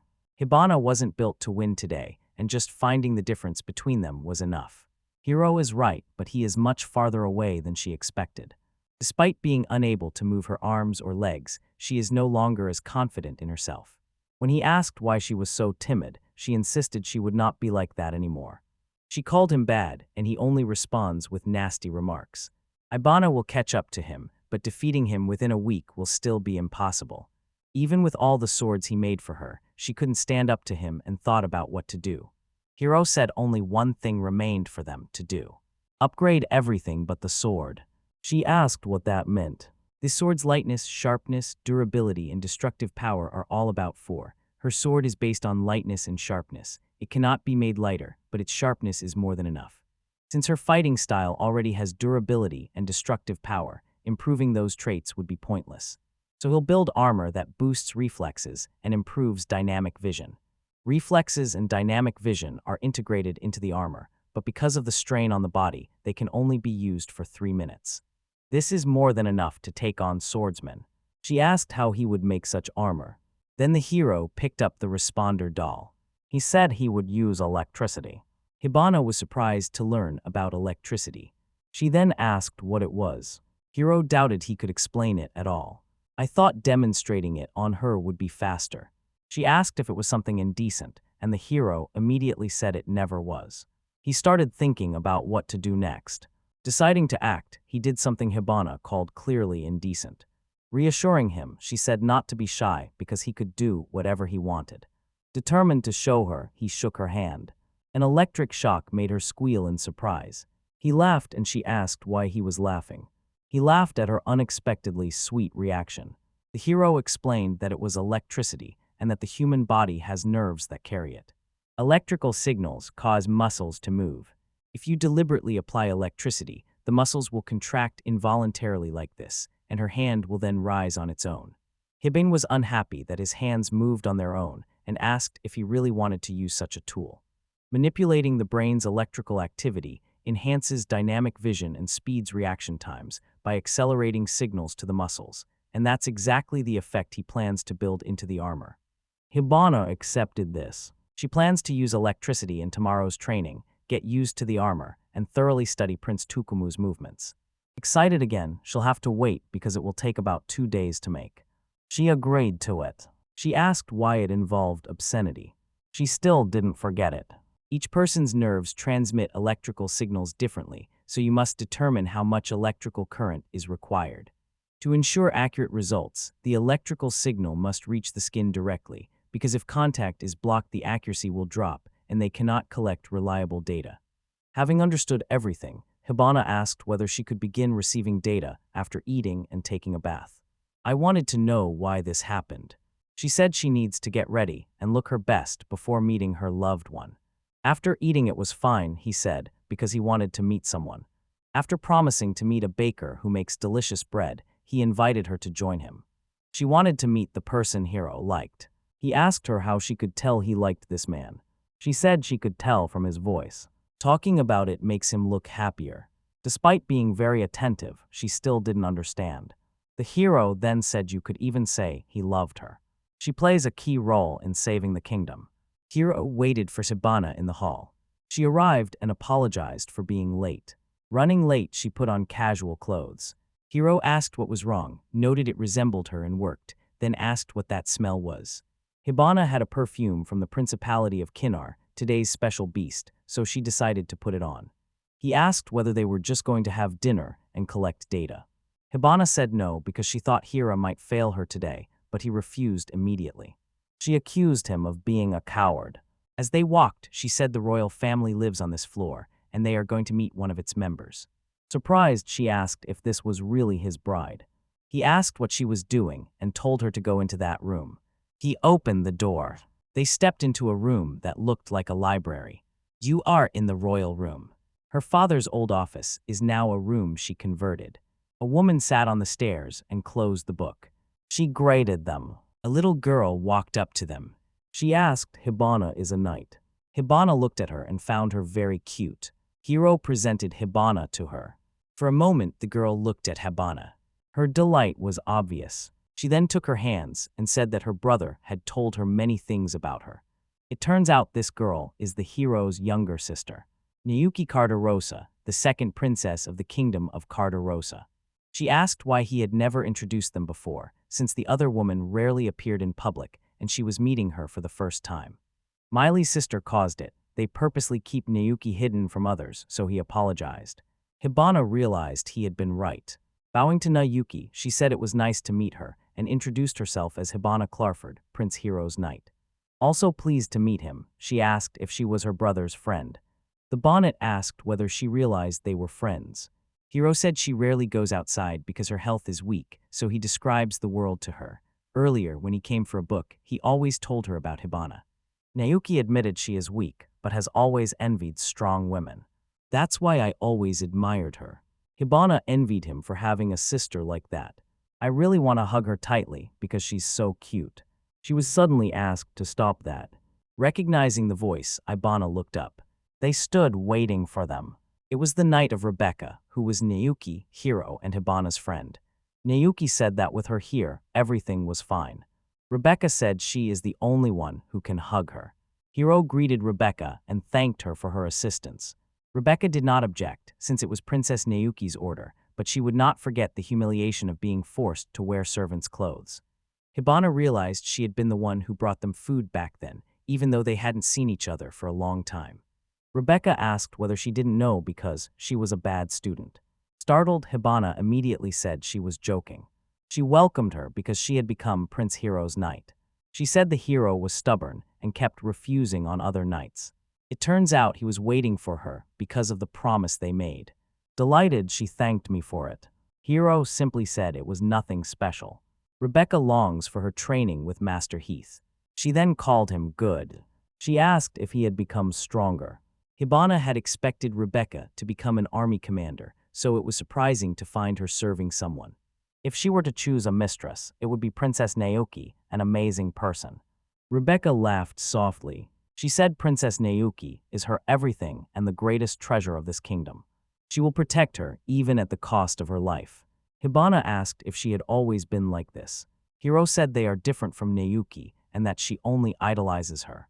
Approaching Trebeka, he said her love for Nayuki was already clear, so he would explain everything to Hibana himself. He said they were secret allies. Nayuki baked bread to convince her brothers. Disguised as a servant, Rebecca delivered it to them. For now, he doesn't want many people to know about them, so he asks them for help. He decided to go back to the main task they had called him here for because it was ready. Nayuki asked Rebecca to fetch it. She brought a rag with something inside. This was the paste Hiro asked to make. Hiro picked up an object and broke it in half. He said it was well done. When Hibana asked what it was, the hero told her it was a type of noodle. The meal was hard and unappealing, just dried canned goods that had to be cooked before eating. This food may not sound like much, but boiled in hot water the pasta becomes very tasty, made from wheat, sea salt their brother gave them, water and some eggs. Mixed into a dough and fed through a pasta machine, their brother made with alchemy, and the resulting pasta needs to be dried in the sun so the surface sets and keeps its shape. Drying indoors keeps some moisture and prevents cracking, while sun and wind finish drying it completely. This paste can be stored for 3 years. When the harvest is good, make and save it for a poor harvest. At the Kinar Dukai, Hibana had tried many different noodles, but never one this hard. Rebecca had only ever seen canned food as dried bread, and she had never considered dried noodles. Nayuki answered the hero's request by calling him to eat and preparing more than just dried food. She invited them to sit at the table because she had cooked many dishes. They all sat down at the table together. Hibana asked them if they needed help, but they refused because they were their guests. After all the preparations, Nayuki told them to enjoy her noodles. Those noodles looked delicious. Rebecca smirked and said, "Try the pasta Princess Nayuki worked so hard to make." Hiro began by adding some salt. Then he twisted the paste onto his fork. He put it in his mouth and started chewing. That was delicious. It was much tastier than his. This pasta is very unusual. Miyuki's food is simple and pleasant to eat. When the hero cooked it, it tasted awful. He never thought salt could improve the taste that much. Nayuki said she had practiced a lot, and the hero was sure their subjects would like her food. After so many attempts, I finally made such a delicious dish. Nayuki asked Hiro to try the pasta and sauce first, and then gave him over-the-top compliments. I decided to pour the white sauce first. Trying it, Hiro immediately recognized what it was. It turned out to be potato sauce. It was made from mushroom soup with puree and salt added. With memories of another world, he isn't surprised by a sauce made from pureed onion soup. Unlike others, Naoki came up with such a sauce. In a world where food is only cooked, she is a true culinary genius. Hibana decided to try another sauce and couldn't wait. It had a sour taste. Vinegar forms the base of this sauce. Hibana was surprised to find vinegar in their kingdom. She thought the paste and the sour sauce went well together. They accidentally produced vinegar while cooking. Vinegar was handy, so she used it to make a sauce with oil, salt, and dried meat. They also used the meat in soup, and she asked how they liked it. Hibana said it was perfect, and both options were absolutely delicious. They deliver rich, full flavors. Her cooking was excellent, so I asked to borrow her recipes. Naoki happily agreed and decided to share the recipes with everyone. Rebecca rushed up to Naoki to offer her congratulations. Not only will they give people wheat, but they will also share easy pasta recipes with delicious sauces. Naoki's help is truly invaluable and will be needed again. Hiro remembered she had said she'd accidentally made vinegar, and he asked whether she'd succeeded in making what she'd been trying to make. She said everything worked out. This can still be improved, but it's already quite tasty. Hibana asked what had happened. The hero asked Naoki for something he's been trying to get for a long time. It will be a symbol of their developing country. Rebecca tried it too and was amazed, never expecting this to happen in their country. Hebin became interested in trying it because everyone kept talking about it. Naoki asked Rebecca to bring what she'd prepared. Next, she brought what looked like a decanter. She began pouring the drink into wooden glasses. Everything was hissing and foaming. Hibana gave him a sniff. Almost immediately, I realized what it was. Hiro told her to try, assuring her she would understand everything. Hiro realized he hadn't had a drink in a long time. He began drinking this liquid. Pleasant on both the tongue and the throat, the bitterness fades and sweetness emerges with a strong wheat and hops flavor. That was simply delicious. Hibane could hardly believe it. This is L and it is very high quality. After developing a new wheat variety, he focused solely on producing alcohol. It is not necessary to save the kingdom, but it is necessary to make people's lives richer and happier, and a fitting symbol would be a flavor industry product like ale. Surprisingly, she had already tried ale in the Principality of Canner, but this was the first time anything tasted so delicious. The hero learned from the respondent that the taste mainly depends on the quality of the wheat and Naoki's talent. Here is the taste of happiness, a product meant not for a simple life but for a rich, full life. He turned to Naoki next. He said he would announce at the Harvest Festival that he intended to become king. He wanted the ale charged to him and asked if she could arrange everything. Naoki said she would find a way to handle this task. Rebecca resolved to do everything she could to help her. Always count on Naoki. There's a reason she's a little sister. The brothers see Naoki as useless. Too trusting for diplomacy or a marriage of convenience, she is not cut out for politics even if she is clever. Though she has magical powers, her skin is too sensitive to sunlight. Exercise harms her body, so she can't fight, and her kindness is weighing her down. Naoki can save their kingdom. She baked the bread the brothers liked. Next time they will tell them everything. They will change their minds about Naoki. Training Brother Takumu and Hibana is crucial, but making their kingdom prosperous is just as important. When Brother Takumu, Hibana, and Brother Agui team up to plant wheat across the kingdom, they will need Naoki's recipes. Doing all this will only move their kingdom forward. After the meal, they began cleaning up. At lunchtime, the heroes agreed it was time to begin measuring. Hibana asked for another hour. He asked why, and she said the food was so delicious she ate too much, and her belly got very big. Hiro didn't care about it. Still, she asked him to understand her. Hiro agreed and immediately heard her begin training. He asked whether she was sweating. She hated sweating, so she kept a towel. It's already been almost an hour. Hibana then undressed, and when she finished, she said she was ready. She walked up to the hero and thanked him for waiting. Naked, she stood in front of him and asked if they could start now. Hiro looked at her and told her to stand there. He said he would try to do everything faster. Standing like that, she felt ashamed. He started to touch her back, and she squealed loudly. He asked if everything was okay, and she said his hands were cold. However, the hero said it felt more like the skin on her back was hot. At sea, things were more open. Something felt off to him. She's so modest. Shaking his head, he realized it couldn't be done and that it would be rude to Hibana, so he forced himself to stop thinking about it and concentrate. He has sent another electric shock through her body. The electric shock still unsettled her. Hiro asked her to wait a little while. That was impressive. She has developed her body perfectly. She showed real talent. Hibana was surprised. He could make sense of all this from the electric current alone. If they succeed now, the gap with Takumu's brother will be small, and the remaining work will fall to her. She will be noticeably stronger within a week. Even with his weapon, she cannot match Takumu's monstrous strength, but together they can handle it. Hibana said it would be wasteful for her to be the only one using his weapons, and he added that he and his brother Takumu plan to supply his army with them in the future. He will do the same with men. It was good that he would provide weapons for everyone. It turns out he would also make personal weapons for everyone. If they are issued a poor weapon, their army will be no better than the Golden Knights of the Duchy of Canner. If they make weapons more effective, that will be their goal. If they can't win as easily as Takuma's brother did without alchemy equipment, things will go badly. Hiro's remark was cool and still makes sense. Apologizing for her earlier complaint, she will do everything she can. That was a solid answer. She would do anything to get Princess Naoki's pasta. Tasty food gives plenty of energy. A little was still left. He asked her not to move. Eventually, he grew very tired. She thanked him and asked if he was very tired, and he thought he was, in a way. That's all for today, so she can go to her room. He wants to perfect the work himself. She said that when he saw her naked, she felt very worried and uneasy. After saying that, she left. Hiro paused to decide what order to give him. The next day, a tunnel near the Devil's Forest.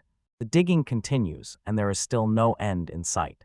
The distance is still short, but it will get harder ahead, Hiro said. Drainage and ventilation equipment must be prepared along the way.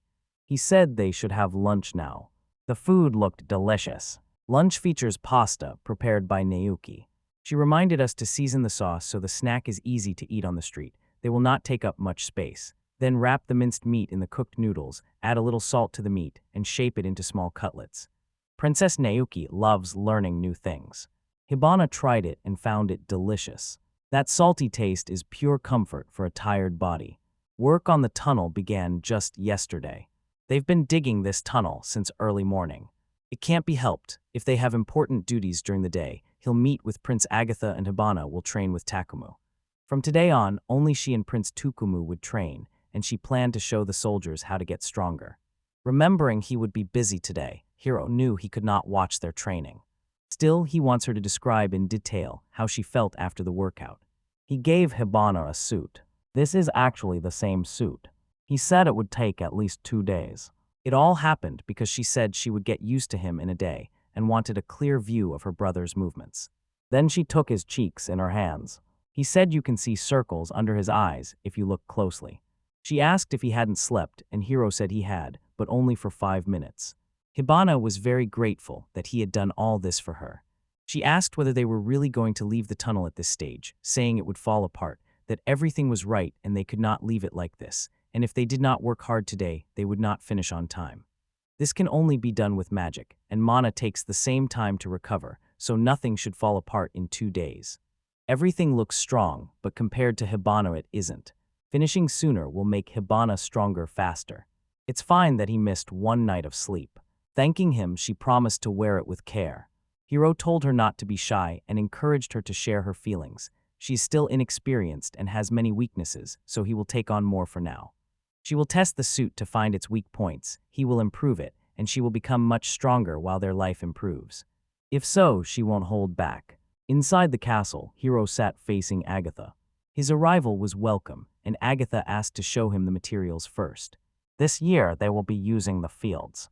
To help their people grow wheat, they must first show the results because the risk falls on them, not on the people. Right now they have 2 types of fields, private and public. Night workers cultivate the state fields. They are not professionals and get only a few hours of training, spending the rest of their time working in the fields or doing other farm tasks. Soldiers are usually second or third sons, and only rarely are they from another country. They contribute to the kingdom's overall harvest, receive a salary, and retire when they grow old. His brother's development plan keeps the harvest plentiful, and even after paying wages, he stays in the black, while landless people can earn enough for basic food and dream of owning a field someday. My brother devised this system, and it has left both the people and the kingdom in a strong position. It is an excellent domestic policy. Even if people insist wheat will not grow in the fields, no one will be convinced without an example. They've already tried growing wheat several times, and it never worked. If he brings up growing wheat again, people will get scared and won't be able to do anything. First, show them a successful result. Simply trying is not enough, because a poor harvest can cause immediate widespread famine. Using state fields and night laborers makes it a completely different story, and even if they fail, they can still pay the night workers and avoid starving. Because Hiro prepared the salt, it can be used at the right time. Agatha doubts wheat will grow and is considering alternative options. He trusts his abilities, and the difference is that his job is to prepare for everything. With no objections to the plan, Hiro would like to continue the discussion. Agatha wanted to say the same, but there was one problem. The soldiers won't accept this. They came to ask permission to plant sweet potatoes as planned. They didn't want to regret it. Agatha told them not to plant sweet potatoes and promised they'd be paid a salary even if nothing grew. It was a pity because they didn't even listen. Mutual support keeps them alive in this harsh world. Loyalty to country and friends runs deep. Money does not matter if they fail, and they fear that without planting sweet potatoes, someone will go hungry. That's admirable and makes you proud, but it would be a shame if they stuck to only sweet potatoes this year. First, plant wheat on the state field to get good yields and leave enough grain for everyone for the next year. Then plan wheat cultivation across the kingdom the following year. If it doesn't work this year, they'll be a full year behind schedule. The main drawback is the yield gap, with improved wheat producing much more than sweet potatoes. Relying only on sweet potatoes is very risky now, because if you keep planting them on the same land, yields will fall as the soil becomes infertile. A sweet potato infection is far more dangerous. If sweet potatoes get sick, it will cause a widespread famine. There is no guarantee this will not happen. Hiro wants them to have at least 2 staple foods. Wheat is one of the kingdom's pillars of salvation. Losing 1 year will have a severe impact on the kingdom's economy. They could simply order the knights to work, but that would be wrong. This kingdom exists only because the people love it, and if its foundation is broken, pent-up discontent will erupt immediately. Forcing them to plant wheat and having it succeed could somehow convince the people, but it is quite risky. The people here are the kingdom's only treasure and cannot be lost. This wheat takes 3 months to reach harvest, is cold-hardy but cannot survive a full winter, and must be planted within 3 weeks or it will be too late. But he wants everyone to work because he believes they can enrich their kingdom. Now we turn to Brother Agatha and asked him to persuade them himself. 5 years ago, the hero ran toward a tree with a sword in hand and screamed. When he hit the tree, he just flew backward. The workers rushed over and told him to rest, saying that just swinging a sword wouldn't make him stronger. The hero wanted to wake up in an open field with seeds because he was hungry and needed money. Someone handed him some boiled potatoes. The boy checked if he was resting and handed him a treat from his mother. Then he urged all the other workers to make another dash since they were princes too. Hiro thanked him for the treat, and the man went back to work. From above, Hiro and Agatha watched the field. Work ended early today. Agatha asked why he hadn't found out more about it. Not wanting to disturb their work, he decided to wait until they finished. Agatha could call them to the castle, but he doesn't want to go to the outpost. "Show you're sincere," he said. Although Brother Agatha's story was excellent, something about it felt strange. Oddly, Agatha could not convince them, and realized he would have to try to convince them himself. The man rang the bell and said they were finished and had done a good job. Hiro approached and greeted them. The man had told him not to come alone, and the hero knew he shouldn't go by himself. He wants to speak with the hero about certain rumors that are circulating. Then he asked him to provide more new tools, because the days when they could manage without them were over, and they would be grateful to him. Hiro sided with them because their approach was more practical than the old approaches. Most of the mined iron went into making armor. It was a pity there was no mine. Without using the handle he held, he would be limited to using only the tip of the blade. The man was also thinking about when they could plant sweet potatoes. Convinced he didn't need adventure, Hiro chose to grow wheat. He then said they would grow wheat. They have no other choice. Immediately, the workers began whispering about it. At first, they couldn't believe this was their hero prince and kept thinking about it. But Hero too asked them to listen to him and wants them to think about growing green onions and wheat. He told them to stop mumbling and look more closely at the wheat he had brought. With a special fertilizer, it should germinate this time. Wheat is far more reliable than sweet potato and has a very low chance of failure. If everything goes to plan, it should produce by winter. The workers considered it. The guy said she was small, there would be nothing to eat, and they'd feed like mosquitoes.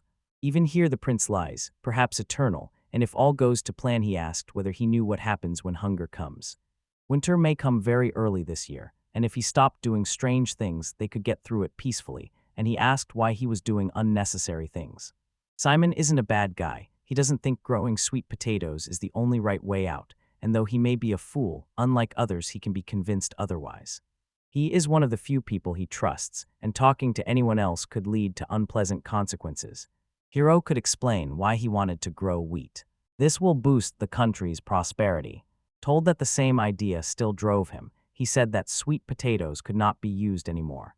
This wheat yields more than sweet potato, but it is useless in its current form, and the country may fall into decline. The hero said he was terribly afraid of it. Bowing, he asked them to trust him. They were surprised by Hero's trick. His request must not be what they need at the moment. He is negotiating now, even though he doesn't want to. Every wish and act of help pointed to one thing: he regarded them as like-minded people. He won't deceive his feelings because he sees them as friends. Simon told him to stop and act his age. Both his father and grandfather grew wheat, but they found it hopeless. Hero promised those failures would not happen again. After a moment's thought, Simon decided to believe him because he had said it. They will grow wheat and tell him to lift his head because he looks bad, and no one will beat him here. He's thanked him for what he did. Long ago, Simon would have found this disgusting. A complaint suddenly came from behind. The workers refused to grow wheat because the prince clearly knew nothing about agriculture. The reason he says that is the royal family is not starving. They don't care what happens to them and won't allow anyone to use their fields. The hero definitely can't convince them. Failing to do this, he will lose the chance to move forward. Simon shouted for everyone to listen to him. Yes, I won't say nonsense like claiming the hero doesn't understand farming or the hardships of ordinary people. Everyone nearby covered their ears because Simon's voice was so loud. He reminded them to remember who shared knowledge with them during the crop failure and who made it possible to change the situation then. It was the hero. Having neither Takumu's brother's strength nor Agatha's brother's intelligence, he had nothing that could help the country. Unaware of people's suffering, Hero was not obliged to endure their hardships, but they worked hard together, gritted their teeth, and wanted to make this country a better place.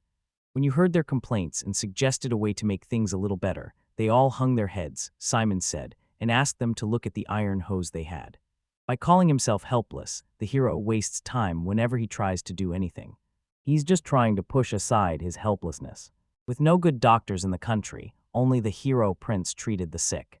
Simon spent 3 days and 3 nights tirelessly caring for his mother when illness struck, and only because of him she is now alive and well, so saying he does not care about what will happen to the people is completely stupid. That was just complacent thinking, because it was all he could do. Simon trusted him because he was a heroic prince, and they tried together and helped each other. He will follow Takumu if Takumu says everything is fine and wheat is better than potatoes. At that point, they can only trust him. Everyone around stood in silence and thought. Hero knew he had to speak up. He couldn't find the words and didn't know what to say. He was overwhelmed by his feelings and couldn't control himself. He had never felt anything like this before. The workers then came up to him. They apologized for everything they said. Even though they understood everything, growing wheat remained unreliable. 5 years ago, one of the men's younger brothers died of hunger, and he himself came close to death, a memory he kept the whole time. Fear held them back, and they felt it was too unreliable. They reproached the hero prince for his good deeds and gave them no thought. Hero smiled and told them he understood their fears and would never let them down. Delighted, the workers decided to plant wheat. Hero then said he had brought something. He brought fresh bread made from the harvested potatoes. The food was very tasty, and if they plant wheat, they will have plenty of bread. If you can see how they really feel despite all the problems, then everything is fine. He will not betray their earlier trust, so to avoid worrying them, he thought about double and triple precautions, and this time he will try even harder. He walks down the corridor with Agatha. After that, he said he had done well. Hiro told Agatha that if it had been him, he would have convinced everyone himself. Ultimately, Hiro persuaded them with words alone, and it would have been better if he had been defeated. If used correctly, this opportunity will only increase Simon's loyalty, and he is important among the residents. In that case, the other residents will also strongly support Hiro, and he will become king. You didn't like how selfish it sounded, but politics involves that too. Second, this is critically important. Agatha wanted to say he was afraid of something in the hero. Hiro asked again whether Agatha was truly afraid of him. He confirmed what he said. Hiro said he was happy with his work and that he had been helping many people for a long time. From a national perspective, these are minor issues. Taken together, they form a powerful force. It's the people's trust. People believe what he says and will follow him. Trust is not earned in a day. It is an unshakable treasure and the most powerful weapon. If the hero becomes king, he must remember that the complacency he described has become trust. If he has what it takes, this country can change. Nothing he has done so far has been in vain. It wasn't for nothing. All this time, Hiro probably wanted to hear these exact words spoken to him.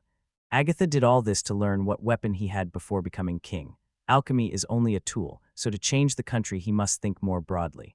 He feared the trust Hiro could gain, and Agatha warned him never to forget it. If he forgets, the other man will not forgive him and will seize control of this country. Brother Agatha noticed him, and now Hiro owes him. Both want to be themselves without shame. To earn their trust, he will stay true to himself. If he loves the country, he can certainly change it. In the field, the hero walked among the workers and handed out leaflets, but the workers were confused by the writing on them. The next day, they began planting wheat in all the fields, and he supervised the sowing to ensure proper technique and effective fertilization of the soil. This year, he leads the process, but next year he will train villagers to replace him, and because explaining everything once will not be enough, he distributes instructions. Simon rang the bell and announced the work was finished for the day. Everyone tried hard, and some even planned to pray for success. Hiro noted that cold weather can damage wheat, but the crop can still grow well in cool conditions. To the workers' surprise, Hiro understood everything. Simon asked if he didn't have to return to the castle. Hiro admitted he currently leads a hectic life. A sense of completion has emerged as the tunnel is gradually being built and the wheat crops are increasing. Beautiful ears of grain will surely appear in the fields before winter arrives. People were happy they could grow plenty of tasty wheat. Once the wheat sprouts and the whole country fills with smiles, the hero couldn't wait for that day. Hiro sat in his office, and dinner time had already arrived. Hibana knocked on his door and walked into his office. At the doorway, she collapsed to the floor. Hiro sprang up and asked whether she was okay. Apparently, she fainted briefly because of fatigue. Again, Hibana was badly beat. This time, she managed to hook Takuma. Hiro began applying an ointment that instantly made her feel better. In pain, she asked them to be gentler. After Hiro finished applying it to her back, she told her to apply it to the front herself. She asked whether the front needed to be smeared too, and he said it could only be done after the wedding. A member of the royal family made an unexpected announcement, and she had been eagerly awaiting it. However, hooking him gave them a chance to win. While accelerating, she could hit him and channel the full power of her equipment into the blow. That was already good, so Hiro asked if she had noticed anything else, and she said only that Takumu had perfect coordination. At their first fight, she couldn't move her arms or legs, but today that's different, and on the third day of training, she finally landed one blow, so if she keeps improving, she will be able to defeat him completely in the remaining 3 days. Everything looked promising, and Hiro was eager for her victory. He then remembered she had said 8 of the Golden Knights could not beat her, and he asked about the other 4. She judged their strength was nearly equal to hers. The knights had the same number of holy swords, but 8 stood out. She was sure he could win if he had a sword. There are ranks among the Golden Knights, and he asked how she would rate Takuma compared to the knights. Even if his opponents had holy swords, he would have beaten 5 of them but could not have overcome the remaining 3. The 3 known as the holy swords are special. If brother Takumu had the magic sword Hiro made, he could defeat the 3 sacred swords. Hibana said he might have one, or he might have lost. Until today, Hiro knew his brother was strong, but didn't know if that was true worldwide, and now he knows his mighty strength matches the Golden Knights. Including Takuma in their plan will improve their chances of success. The main problem for this country is that neighboring nations will invade once they learn about its wealth. In those situations, the best way to solve the problem is to avoid using force. Far more people favored victory at any cost than those who thought the war was unnecessary. They will fight only as a last resort because peaceful measures are available, and they say it's better to keep an ace up your sleeve. With Takumu able to match the 3 holy swords and Hibana able to surpass him, 2 people in this country could be as powerful as the 3 holy swords and might be able to defeat the Golden Knight Order. Hibana warned it would be arrogant to think the 2 of them could beat the Golden Knights. They needed at least one more person. It will be the hero, Hibana said. The hero refused because even with a first-rate sword, he could not be the best. Hibana understood, so his fighting style would put him on par with them, which would be enough. He was an option, but he wasn't needed, Hiro said. We should try to determine the fighting power of alchemical silver. He asked her not to change her clothes in his room. She said there was nothing wrong with it, because they would most likely live together in the future. She was stubborn but had no questions about the equipment, so he told her not to waste time and asked what happened. Hibana asked for one thing. She wants him to name her sword. A gift from the man she trusts her life to deserves more than being called just a magic sword. He made the sword for her and asked if he could name it himself. That was exactly what Hibana wanted him to be called. When he asked why, she replied, sentimentality. Even though he still didn't understand it, if it makes her happy, he'll find a way. He looked at Hibana next. Hibana looked at her sword and something clicked inside her. Then he said Hanabi. The sword will be named Hanabi. Hanabi means sparkling fire flowers that bloom in the sky, he explained, and they are truly beautiful. Hibana sparkles when she uses her sword, so he thought the name fit. Listening to the explanation, she looked at her sword. The fiery colors blooming in the sky looked very romantic, and she wanted to see them. But the hero said it wasn't impossible. That evening, after she defeats Takuma in a duel, they will celebrate and set off fireworks. If she loses, nothing will happen, and they will work on their mistakes. Hibana insisted she would never lose, but it was sad that she fought without knowing what the sword's name meant.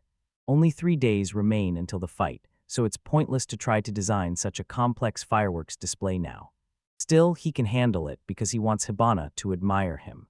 Watching the fireworks, she outshines the display. Suddenly, she said there was no time to rest and began doing push-ups. Hiro asked her should not overdo it. Today is the day Hibana and Takumu duel. Prince Hiro arrived and the others followed. Princess Naoki stood there. Some people were seeing her for the first time. Naoki looked at them and winked. The soldiers were instantly embarrassed by it. They shouted her name together, and Rebecca suddenly looked at them. Completely in her element, she felt at ease. Takumu waited in the arena as the hero and Hibana climbed onto it too. Hiro remembers the day Hibana and Takumu first clashed. Today they have an equal chance of winning. Agata will witness the fight between Takumu and Hiro.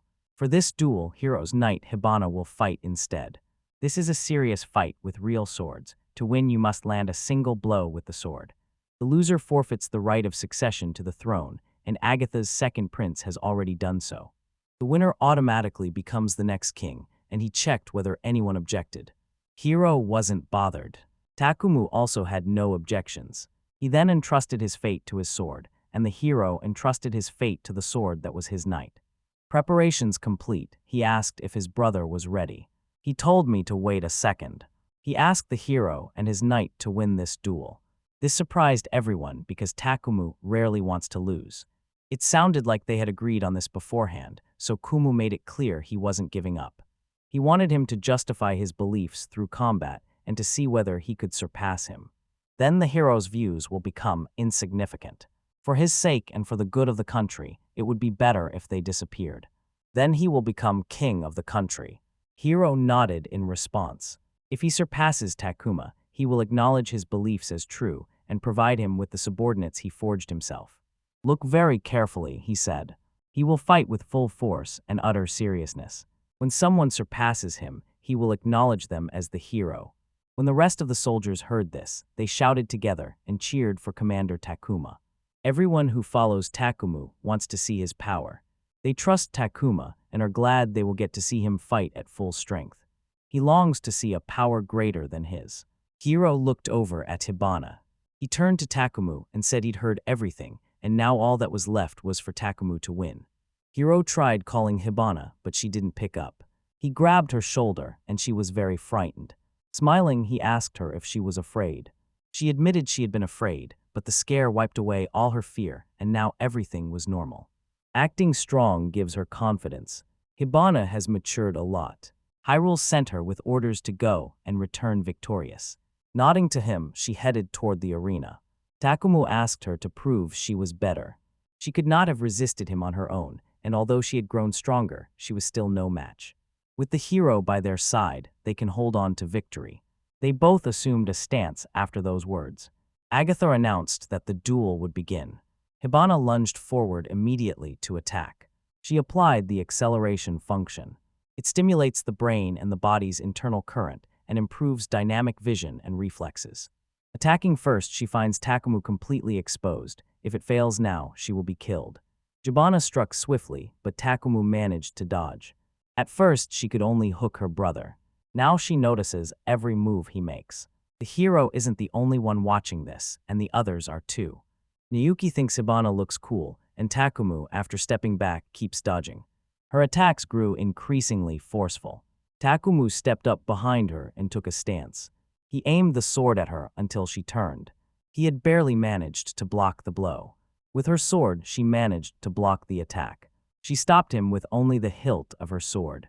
Takumu was already convinced they could end it here. After landing on the arena's edge, Hibana vanished from Takumu's sight. She moved instantly into a blind spot. An attack from there won't be seen. Standing behind him, she already believed she could touch him. She made the bold decision to stab him in the back. Suddenly, Takumu vanished before the sword's blow. It turned out he was right behind Hibana. Even though she couldn't be seen. Using her position, he predicted the trajectory. Then he swung at her. The sword was already coming toward Hibana. Hiro shouted at Hibana to react faster. She tried to block the blow and cut the sword in two. The sword's tip flew past the Ku's face, and everyone nearby was stunned. He gave a brief grin and was shot straight in the chest. Takumu collapsed, blood spurting out. The winner was Hibana Clifford. Hiro rushed straight to the arena to see his brother. He approached Takumu, took out a flask, and poured its contents onto Takumu's wound. Instantly he was healed, and the wound closed before our eyes. Hiro asked if he was all right. The healed wound looked like magic to him. Although the skin looks healed, he still needs a few days of rest, and the wounds will heal in 3 days. In this battle, Hibana's sword and armor became worn out. They proved very reliable. Standing up, he admitted he had lost badly. Fearing what would happen if a magic sword struck a normal one, he tried to avoid hitting her blade in the duel, but Hibana's counterattack exceeded all his expectations. The moment he parried her blow, the battle's outcome was already decided. Then he faced the crowd that had seen everything. He wondered whether he looked like an idiot for making it easier for his opponent to win. With the sword and gear Hiro made, Hibana evened the odds in the fight. Trust in this power lets one grant power to the hero. Takumu asked him to strengthen them with his power, since they would use it for good on his behalf. Hiro stood up and vowed to do it. To Takumu and his fighters, he promised to use these powers to revive the country. He asks them to use his knowledge to become stronger than they were before. The crowd roared with delight at his words. Takumu suggested congratulating Hiro on becoming the next king. There would be no reward, but it's still worth celebrating a little. The hero then noticed Hibana was still sitting. Then you decided to walk up to her. Sitting down beside her, he thanked her for the victory. Being alive felt a little strange to her. By then she thought she would die and managed to prevent that blow. Hiro insisted it wasn't luck, and that luck didn't save her. Now stronger, everything is expected of the knight hero.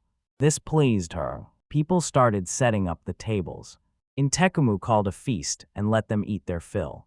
The maids brought in a pile of beer bottles and plates heaped with boiled potatoes. The more they ate, the less appetite they all had. Although people had long awaited the event, I was surprised the potatoes were so tasteless. Even the hero wishes they had some salt. They should have settled this before planting potatoes, but they needed both wheat and potatoes. Nayuki and Rebecca ran up to them. Both of them congratulated Hibana on her victory. Even after winning, she feels no joy. With a normal sword, she definitely would have lost. Even so, they will certainly win next time under the same conditions. Nayuki said Hibana fought well, and she thanked him for the compliment. By then, all the potatoes were gone. Although it wasn't tasty, I still felt sad that it was over. Strangely, Hiro asked to cook more. Naoki told them not to worry, and Rebecca let them bring something in. Half the potatoes were used to prepare for Takumu's victory celebration. Naoki truly hoped they would like everything. Opening the lid, Hiro was stunned. I saw real croquettes inside. She made them herself, since Hiro had told her about this dish earlier. Takumu walked to the table, noticing how delicious the food looked and smelled. Nothing like this had ever caught Agatha's eye, and it was made from potatoes. Hiro said eating it with your hands is better. Holding the croquette in a napkin, he bit off a piece. They loved it, oil spilled out and the edges crunched loudly. Takumu asked whether Naoki had made this delicious treat. Takumu's praise made her happy. Rebecca was also glad to see Naoki so happy. The potato croquettes came out really well. When the housewives salted the goat meat, extra fat was left over, and one of them took it and used it, adding a little salt. She mashed the potatoes well with salt, meat, and milk until they were soft and crumbly. Then she used flour and eggs and dried the bread to make breadcrumbs. Making such a delicious dish from second-rate ingredients is not easy, but if you share it with others, they will be pleased. Frying in an iron pan with plenty of oil, she faced a shortage of pans in the city and had to crush a lot of goat meat to get enough fat. She acknowledged this as a good method, even without frying. Rebecca grabbed Naoki immediately and said that even a king must not make a princess sad. He wrote at once that making oil from plants was fairly easy, but the situation with iron was a bit more complicated. This country has no mines, so it has a severe shortage of iron. From now on, it will certainly be enriched, and preparing for war will require a lot of iron. A simple option is to import it from neighboring countries, but if they meet resistance when buying large amounts of iron, they risk becoming the target of other countries that will view them as hostile because of those purchases. If war broke out, he wanted to secretly get a large amount of iron first, and while he was thinking this, Naoki told him to stop worrying. He apologized, saying it wasn't about the dish, but about the iron requirement. He promised they would get it soon. At last, iron pots and knives will appear in people's homes. The heroes appear to be planning something impossible. Today the hero became king, so Agatha asked him not to upset either him or Takuma. With a clink of glasses, he promised Agatha and they continued their feast. Yet Naoki surprised everyone by cooking such a complex dish. She has both solid knowledge and the right level of expressiveness, which makes it clear she is a bookworm. She does her best to help them, and Hiro asked if she should stay out of the country's politics. Agatha immediately said she opposed it. Hiro understood him because he also opposed drawing public attention to her and did not want to use his sister for her own sake, but wondered whether it was right to limit her to just cooking. Naoki then ran up to them. She said she had already talked enough and was pretty tired, so she decided to return to her place. She stepped back and landed directly on the glass on the floor. It made her slip.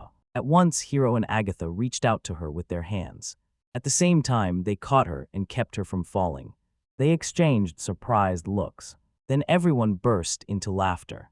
Rebecca hurried over and asked whether everything was all right, but the brothers had already caught her before she fell. The feeling was strange, since they had not been on good terms before. I really enjoyed spending time together. Hiro agreed, although Naoki had been their go-between before, they rarely met. Naoki pouted and said their relationship was too bad, and she always tried to get along with both of them so they could get along. He apologized because she constantly had to act as a bridge between them. Agatha then said he would return to the castle to finish his work. Hiro asked Agatha and Naoki to wait a little longer so he could show them something interesting. They grew very curious about what he had come up with. The hero then stood in the arena and called out to everyone.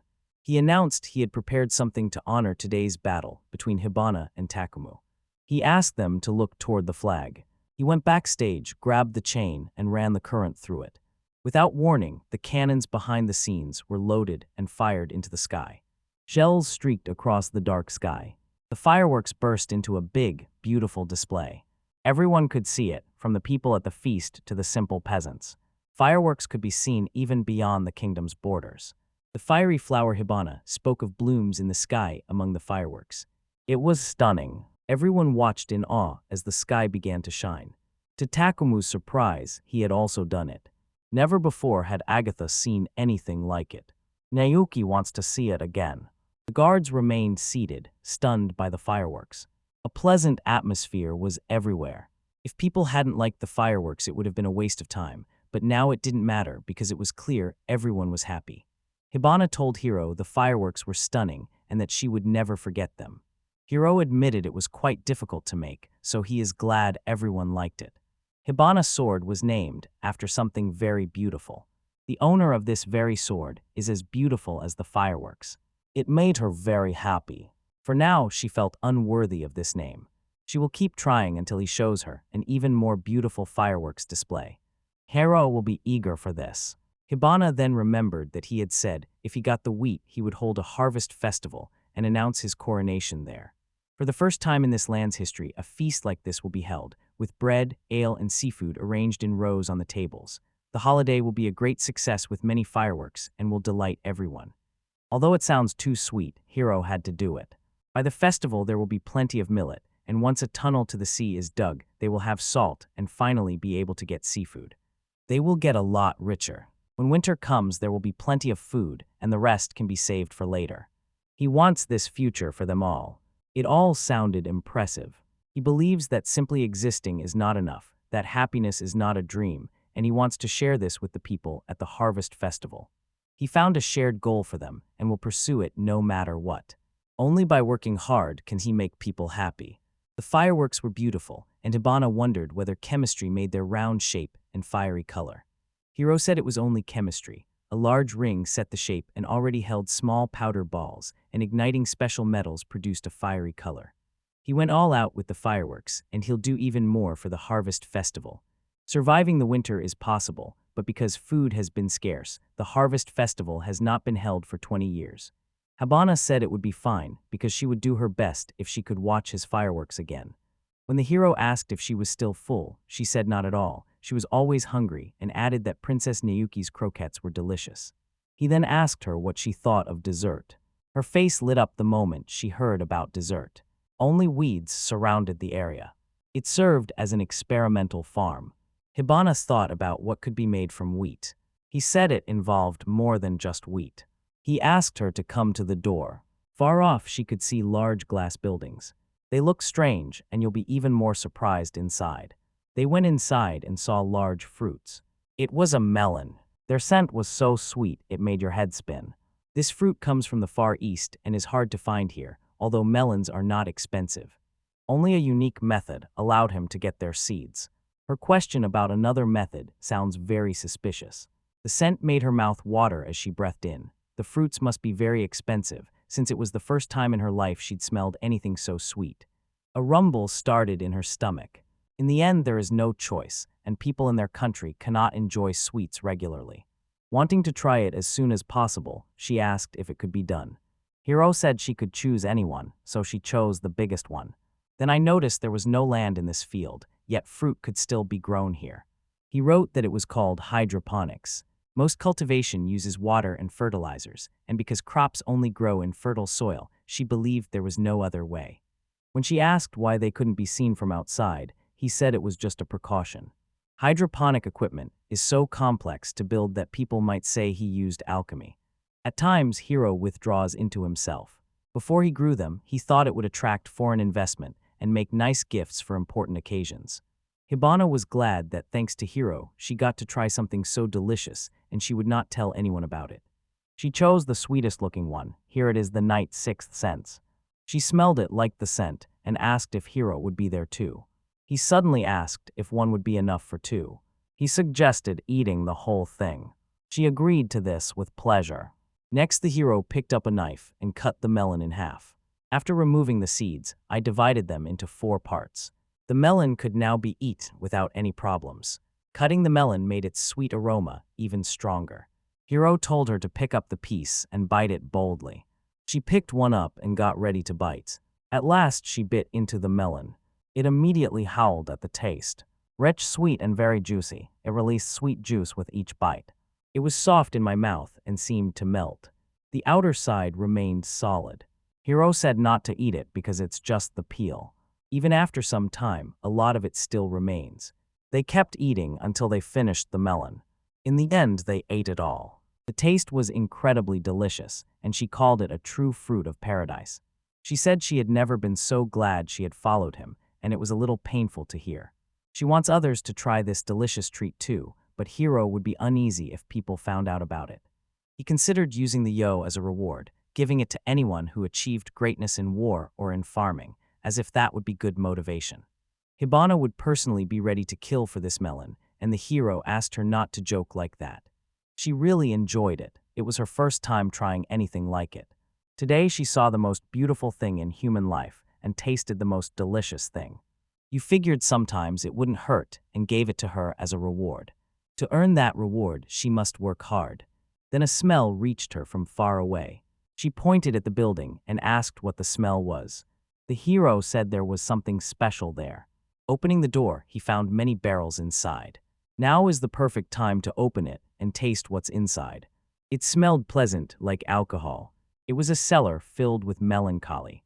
After growing so many melons, he couldn't eat them all, and the leftovers couldn't all be used as fertilizer, so he decided to try making melon tincture, though no matter how tasty it was, he couldn't show it to people. Hibana was surprised. He had once wanted to throw away something so delicious. Of course she understood everything, but it was still a pity. She liked this melon more than she should. The tincture can be kept in the cellar every year, and when he no longer doubts its taste, he can finally present it to the people. Hibana would wait for that day. She then asked to taste the tincture itself. Hiro was exactly right. He told her she didn't have to drink it if she didn't like it, because he had adjusted the tincture to his own taste. Hibana alone was determined to try it. Tasting it, she noticed a wonderful, concentrated melon flavor. To make the tincture, they crushed the melon and let it ferment for a while. Not only was it sweet, it was the first time she'd ever tried sweet alcohol, and she could drink a lot of it. Making sweet alcohol is difficult because converting sugar into alcohol removes its sweetness. If a melon has a high sugar concentration, stopping the yeast fermentation can keep the alcohol sweet. It turned out he had made not just a sweet, but a complex sweet tincture, and she couldn't wait to drink her fill of the sweet alcohol. She asked if she could have another mug. At the time he said she could drink if she liked, and he didn't put much weight on his words. She kept drinking. They clink mugs against glasses each time. As a result, they drink heavily. Hiro never imagined this would become a major disaster. Hibana plopped down on the hero, looked into his eyes, and told him they were beautiful. He never expected to drink a whole mug. His skin felt very warm to her too. The liquor is sweet and easy to drink and much stronger than ale because so much sugar has been converted into alcohol, which you had not noticed. No matter how much she drank, it was still too much, so he asked her to go sleep it off. Ibane thought for a moment, then looked at him. Then she touched his lips with her fingers. She had wanted to ask for a very long time. Why does he avoid touching her? She told him she loved him and was completely open with him. Hiro asked if she meant the time she changed clothes in front of him, because he thought she did not see him as the opposite sex. In reality, that wasn't the case, and she felt ashamed too. He then asked her to say it directly. Still, she couldn't bring herself to invite him. She asked Hiro whether he liked her at all. He said he likes her a lot because she is his dear friend. When she asked if she was just a friend, he said he didn't feel anything more. After a pause, he admitted there was a bit of that. Beautiful and charming, she sometimes forces him to hold himself back with all his strength. He wouldn't normally say that, but he's drunk now. Hibana then leaned toward him and asked if he was okay with it. She wants him to take full possession of her. Swallowing hard, Hiro said he wanted that too. It was impossible, and she knew it too. He vowed to change this country and find the strength to win back his first love. Hibana asked if he truly loved Princess Miri more than he loved her. Honestly, Hiro didn't know that. That shows how much he liked her. Hibana was deeply embarrassed by his words. She asked why not, noting she had no wish to become queen and could simply be a convenient figure for him. Although he remembered it, he kept it to himself and felt his feelings for her had grown stronger than those for his sister. Fearing that falling in love with someone else would erase his memory of his sister, he realized he had been talking a lot lately and should not talk like that. He did nothing to help her, having already stopped trying. Hibana watched him and listened closely. When the ground gives way beneath him, he loses confidence in himself, and it seems he has already betrayed the trust people placed in him. Maybe they should run away together and finally sort out their feelings. He admitted he was a total weakling. He found it utterly disgusting. By the time he looked at her, Hibana may already have been disillusioned with him. Suddenly he saw her climbing toward him with her arms not outstretched. She hugged him and said everything was the exact opposite. He let her see weaknesses he'd never spoken about. That wasn't fair. After apologizing, Hiro felt calm because she did not hate him. He then called himself a complete egoist. Her influence made him see what he had to do. Determined, he set out to rebuild this country and bring back Princess Emily. After everything, Hibana asked him to give her a chance. Unconcerned, he agreed. With her by his side, he felt any obstacle was within his reach. Then asked them to forget everything that happened today. She was too drunk to do anything about it. Everything he heard earlier was just drunken delirium. To prove it, she began to switch off. She settled into his lap and fell asleep. Hiro will never forget this. You can't forget what your girlfriend told you. Heading through the tunnel toward the castle, she carried Hibana on her back. Hiro can never forget this day, but must pretend he has. He promised her he would return with his sister. Then he will seriously reconsider their relationship. It has been 2 months since Hibana's victory. As winter approaches, everything is moving fast. Efforts to strengthen the economy and expand the military are accelerating. Hiro went to see the man and asked how he was feeling. The man was his father, lying in bed with an IV drip. Sitting down, he continued explaining how he would make another version of the new drug. As the father sleeps, the whole country changes. Not long ago, they dug a tunnel leading to the sea. The brothers and Hibana stood in the tunnel, watching the lights inside. This sight takes their breath away. Even in the Devil's Forest, you can use a magic lamp. They put a lot of effort into this. They did something very unusual. After they finished all the work, they went to the hero and asked whether there really was a sea beyond the cave, even though it was a tunnel, not a cave. A reply said that everything was true, the sea lay at the end, and unlike the lake, it had many more fish. When the expedition group returned from the sea, they caused a big commotion by bringing back many fish and shellfish. They needed even more, so he took a cart. Agatha asked where the horses pulling the cart were. Hiro pointed to Takuma and Hibana and said they had someone faster and stronger than horses. They immediately started running forward at full speed. This proved to be excellent training for Hibana. Takumu agreed with both her and Rani's as quickly as he could. Sometimes Agatha is amazed by it. Hiro's not even sure they can stop them. Still, they are magnificent. They drag this cart from the castle for longer. The cart is completely steady, the wheels are silent, and there is no loss of power. The road in the tunnel is perfect, especially if you put on tires. Hiro explained these are covers for the wheels that improve driving efficiency. He estimated that the cart, their combined strength, and the road let them travel at about 50 kilometers per hour. Agatha agreed that those carriages would be useful. Hiro designed another one for Takumu and is sure he will come up with something for him. Agatha will greatly appreciate this. Hibana and Takumu raced during the run and even decided to duel. Determined to win, she wanted to avoid losing face. He admired steadfastness. They did an excellent job. Hiro believes Takumu will remain stronger. They have already announced they will arrive soon. Finally, they emerged from the tunnel. The sea stretched out in front of them.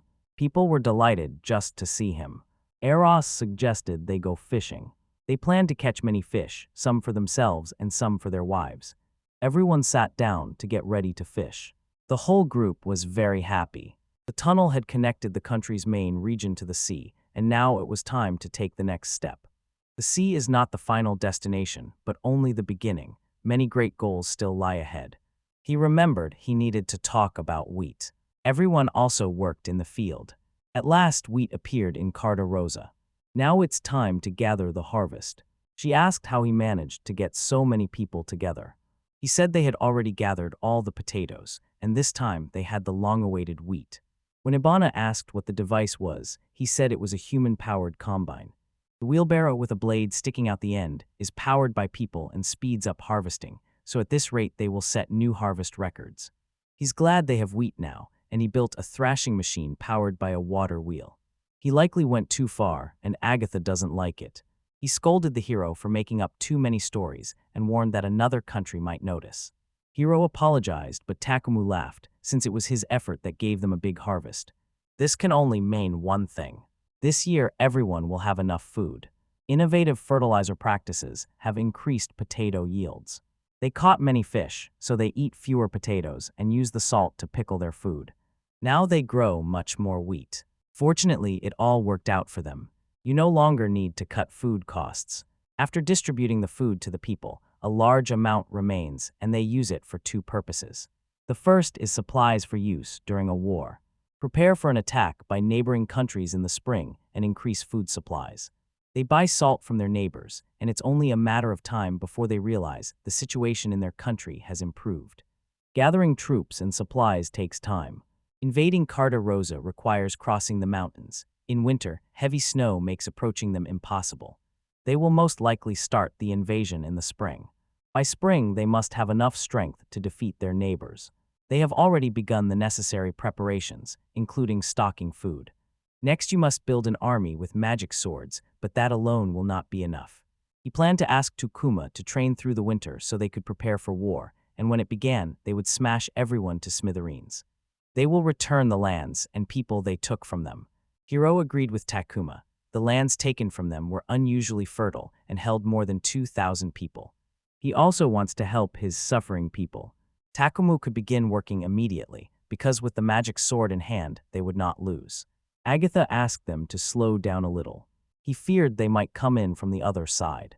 Their neighbors are hostile and aggressive, but they still keep some ties, and if those neighbors attack from here, other countries will call for reinforcements. If they attack and win, they can then establish relations with their neighbors, because there will always be countries that will abandon their neighbors for a good reason. The hero believes there are many reasons for the betrayal, so they won't go into them. After listening to Agatha, Takulu understood everything. Agatha suggests they have a chance to win this war and asks if Hiro can make a weapon that can defeat their neighbors. He replied that if they had time until spring, they'd have enough time. They can do it only if they get the iron, and he has the plans, but it will take a lot of metal. They cannot just gather iron sand or import iron from other countries. When Takumu asked if he'd really make it on time, the other man told him not to worry. After all, while at sea, an interesting idea occurred to him. Agatha expected a lot from him. They decided to talk about another use for food. His brother let him organize a harvest festival. The harvest festival would bring a bountiful harvest and give their beloved people a chance to rest, and he proposed it even though he was unsure whether using their reserves to hold a festival that had been canceled 12 years ago was worth it. Now they can do it. They work hard to build a prosperous country, and one day they will bring their sister back. His father will definitely be surprised when he wakes up. Later, the hero chose to leave. Today, he will be busy with royal duties.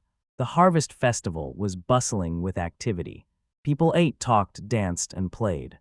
A carriage rolled out from the castle. Hiro and Hibana sat inside and watched people enjoying themselves. Today's speech will make this holiday even more exciting.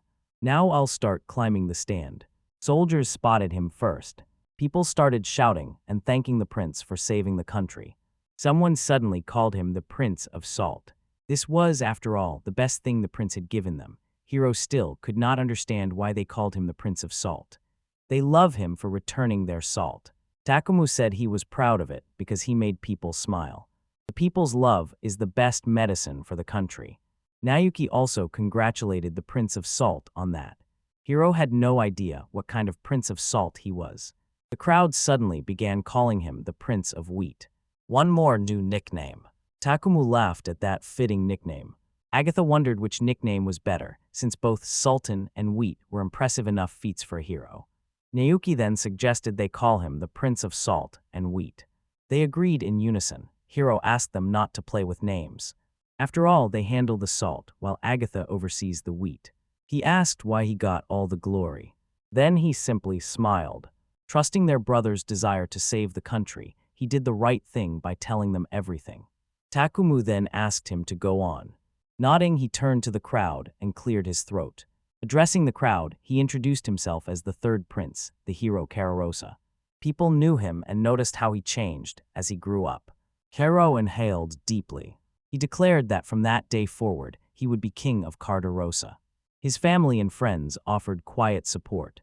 He shares their dreams and pursues them, so he wants to express his thoughts to the people. First, I decided to ask whether the country had become better. As one, the people shouted that of course the country had become better. They had salt, fish, and bread. Then the hero asked whether this could always be the case. Once more the people answered together, yes. The hero warned it probably wouldn't be easy. People wore thoughtful and sometimes frightened expressions. Their country still has a long way to go. It has salt and food for the whole winter. That is where it all ends, and he's not happy with that. He wants better food, more entertainment, and greater comforts. He refuses to settle for merely avoiding hunger. He asked if they had drunk the ale Naoki had prepared. They liked how it tasted and became happier. That's an unnecessary luxury if they only want to live. This enriches both the country and the heart. Preserving this wealth is what it means to be happy. His goal is to enrich this country and have others do the same. He will lead them to happiness. Not trying to save the country, the hero wants a better tomorrow. He called on the entire nation to rise up. Unable to do it alone, he was joined by his friends. This still isn't enough to wield the sword. He needs the people's power. The people stood silent, trembling. Suddenly everyone shouted in unison, "Long live King Hero." He was very pleased by the enthusiastic response. Instead of fearing death and hunger, they look ahead and believe tomorrow will be better. They believed in the future he described. Very soon they will live like this. They will be wealthy and happy. He promised that if they followed him, the kingdom of Carderosa would prosper. This is the first promise he makes as king. When the speech ended, fireworks exploded across the sky. The soldiers handled the fireworks well. Fireworks are simply a waste. It is a beautiful, inspiring sight. This waste is the happiness he wants to share with everyone. He hoped everyone who saw him would understand how he felt. Someone congratulated him on being made king. That was Hibana. According to her, Hero was overthinking the festival again. Maybe he just wants to please everyone. Being with her, he feels he can go anywhere. This is why he wants her to follow and stay with him. His next goal is to get iron, and he will cross the sea to obtain it. Hibana agreed without hesitation, since she is his sword. That night they celebrated with fresh hope, and his joy was so great he forgot all those years of pain. Simply saving is not enough, and simply living is not enough either. He has so far only learned to live, and that is only the beginning. His goal lies beyond the horizon. If he stays content with the present, he will not be able to move forward.